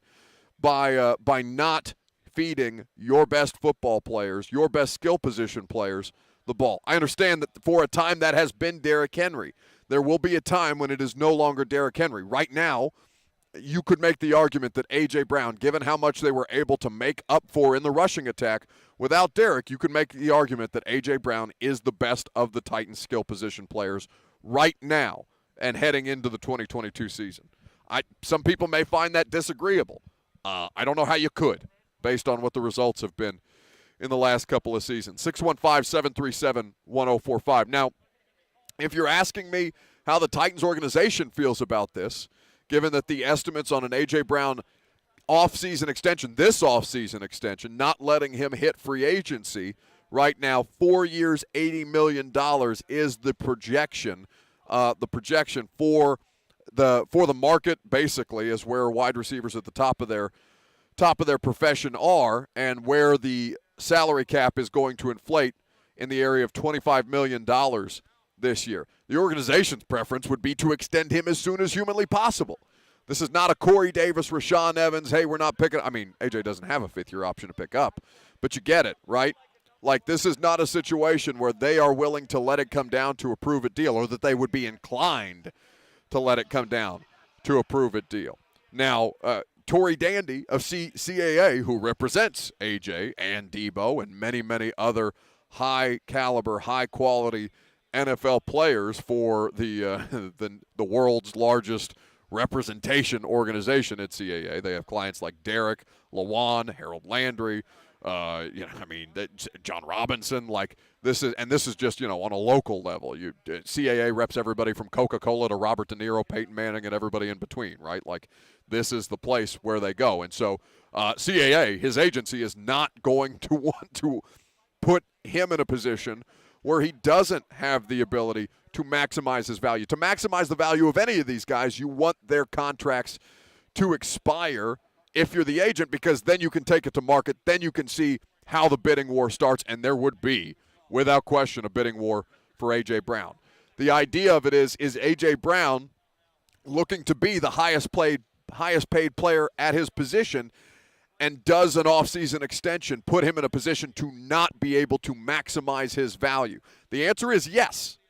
So if you're asking me whether the organization would prefer to extend A.J. Brown this offseason or let him prove it after 2022, you're damn right they would want A.J. Brown under contract before this coming season starts, because this is a star-caliber wide receiver. And as you know, looking at these two teams in the Super Bowl, outside of high-level quarterback play or just competent quarterback play and the ability to get pressure with four, your skill position players matter more now than they ever have before. 615-737-1045. Tony is up next on 104.5 The Zone. Good morning, Tony.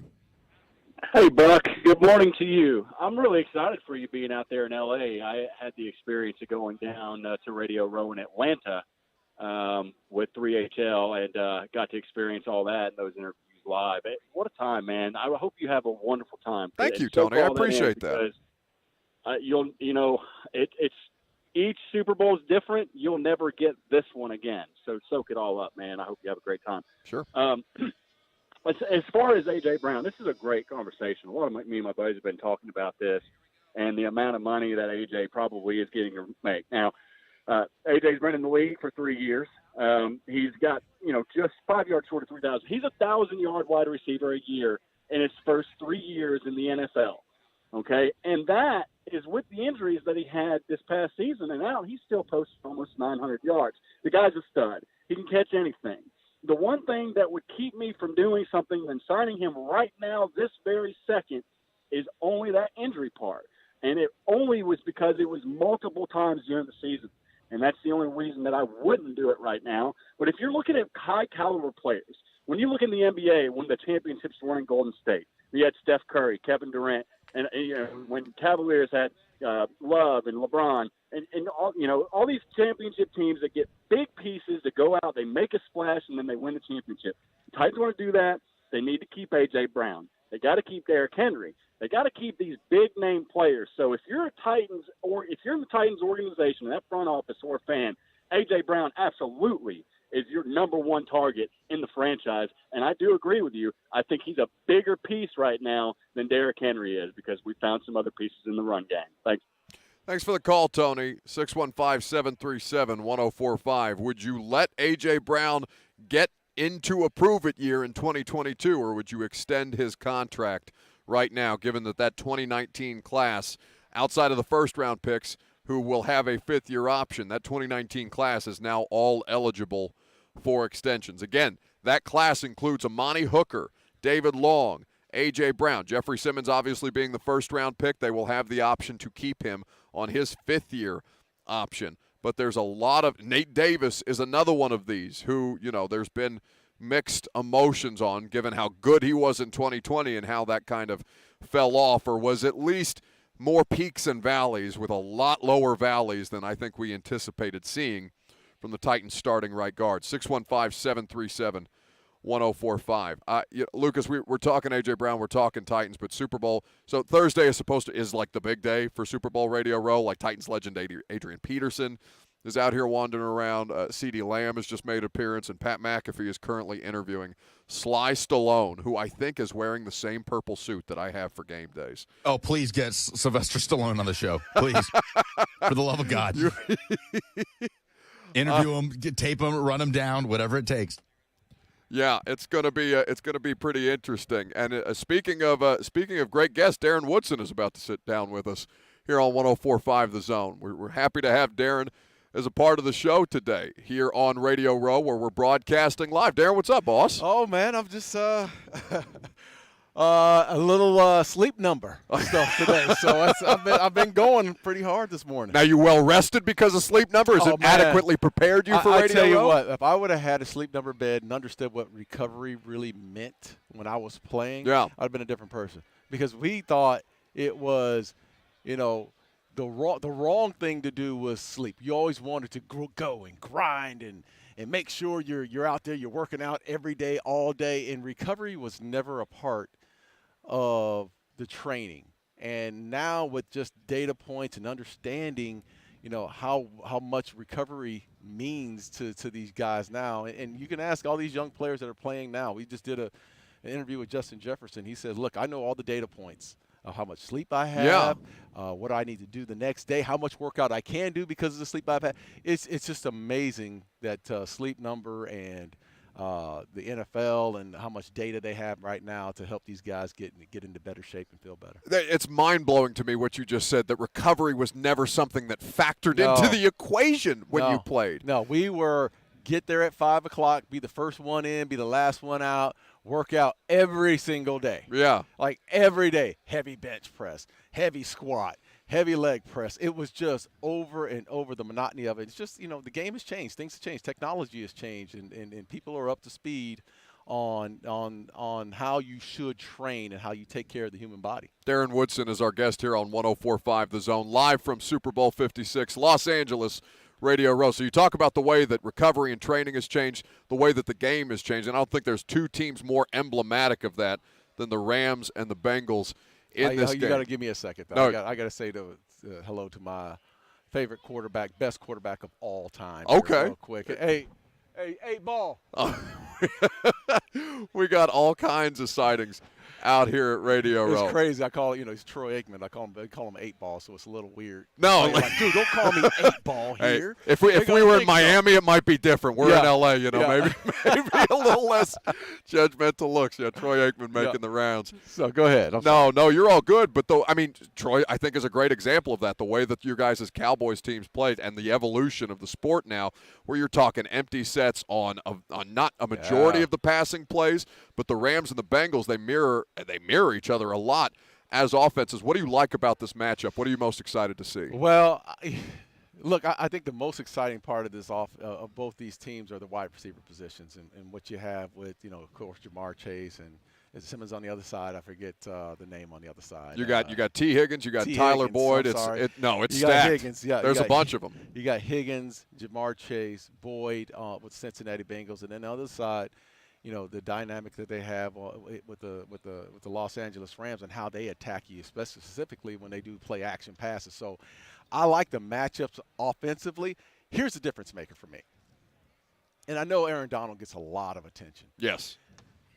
But when you have a pass rush that can get to the quarterback, the weakness of the Cincinnati Bengals has been their offensive line. And we've seen Joe Burrow get sacked time and time again, 8 sacks, 9 sacks in games or whatnot. It's just been rough to see all that. Good seeing you, Bill. But it's hard to see him get sacked that many times if you can't protect him. This is one game. Yes. I mean, these teams have had a week to prepare, no game, week off, and then now here they go into that game. A pass rush can be devastating. And I think we saw that when Seattle Seahawks played against Peyton Manning in that high-flying offense. They got to him. I think we saw that even when the Carolina Panthers played the Denver Broncos. We saw Vaughn and DeMarcus Ware. Vaughn won Peyton a Super Bowl. Yeah. Get to the quarterback. When your pass rush gets there, and we always talk about the guys on the outside and, how, big-time names here and there. Man, the trenches are where it's at, man. Yeah. In this one game, I played in 3 of them. If you win that trench battle and you put pressure on that quarterback, you're normally going to win that football game. I'm glad Darren Woodson, our guest here on 104.5 The Zone, on behalf of Sleep Number, which we'll talk about here in just a second. The addition that the Rams have with Eric Weddle and how much he factors into the run game has been shocking to me, the way that that's played out from the safety position, especially a guy at that age, to basically, I know he's been doing things to stay in shape, and he hasn't officially retired, obviously, because he's in a Super Bowl. The impact of role players like that, it's been fascinating to see how they've been able to deploy a player like that and take advantage of the matchups that then creates. Yeah, the crazy thing is, of course, you got your superstars, the Jalen Ramsey's in that secondary and Von Miller. It's L.A. We get caught up in Donald. superstars. You get the superstars, but, what's been – you brought up Eric Weddle. Eric Weddle was on the couch. That's what I'm saying. He was playing basketball, but he's been on the couch. To get off the couch and then walk onto a football field – that is amazing. We saw 91 players do it for the Titans locally this season. I've seen it happen a couple of times, but Weddle, man, to be in this game is impressive. To be in this game and play to the level he's played, he's played awesome, man. I mean, look, I'm not expecting him to be an every down player and make all these big hits or whatnot. But Eric Weddle, what he's been able to do, and who he's been his entire career, is he's been the quarterback of a defense. Yeah. He's always made the checks. He's always been make sure guys in a position. He knows exactly how you're going to attack them.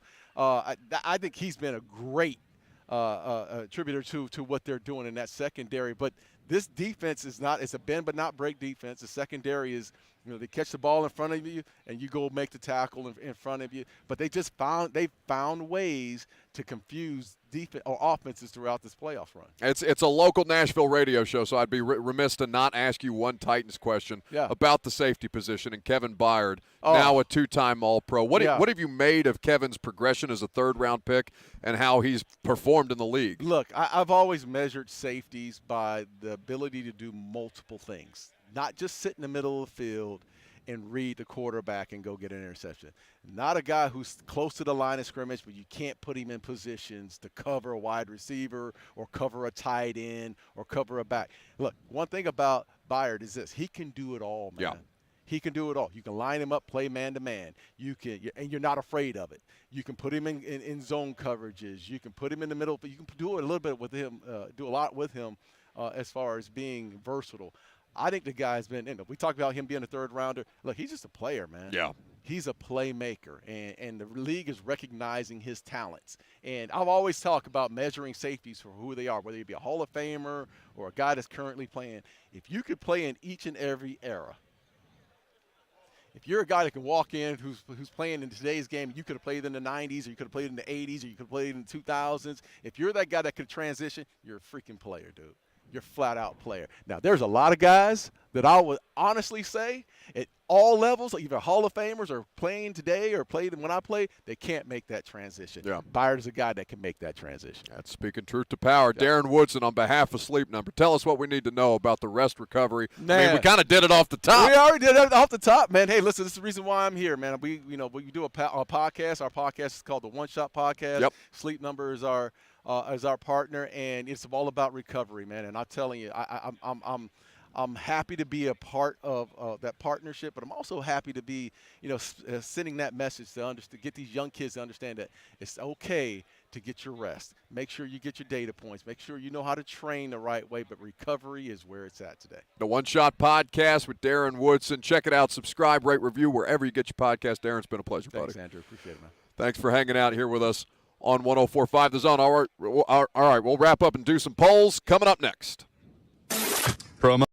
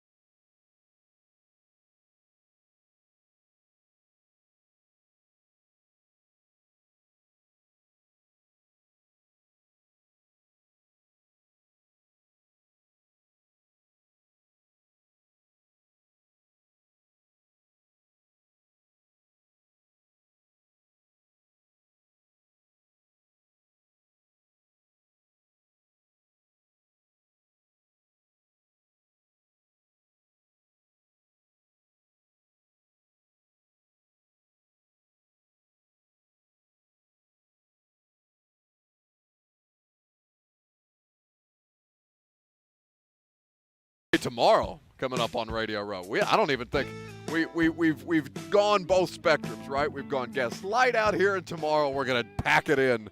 LeGarrette Blunt.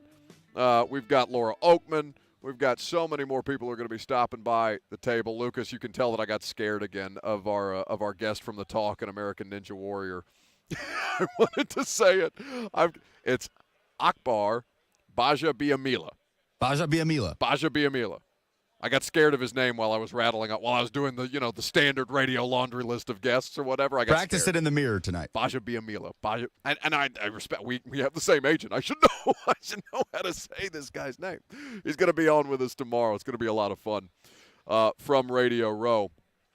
But to kind of put a bow on things out here, Lucas, do we want to just dive straight in? Because Dawn Davenport came up to me, fist pumping and waving her phone vigorously at me about the poll that I did not have time to come up with you, that you put out on your own, who is Auburn's head coach in 2022. And she's banging on the table for Lane Kiffin, and I got a kissy face emoji in my replies as a result. I don't know if that's from Lane or that's from Dawn. Normally I don't get that emoji from Dawn. All right, let's go ahead and do the polls. Down goes Frazier. Down goes Frazier. The polls have closed and the votes have been tallied. It's the segment where bias takes over and nuance goes to die. Now, here's your favorite Buck Reising Show correspondent, Lucas. Pan, make that poll Zika. Give me the club. By the way, what happened with the Cameron music? says No. Jeff You Fisher don't looks like he owns the biggest mattress store in Tullahoma. The biggest match. Presented by Two Rivers Ford, powered by Ford, driven by people. Should the Titans extend AJ now or make him prove it? 91% say do it now. 9% say wait until after 2022. The only reason I'm going to let you get away with glossing over the fact that you had two different. Oh, you can't hear me? I don't know what happened. Apparently Lucas can't hear me, Kirby. Got nothing. As Kirby Allen Kirby tries to figure out.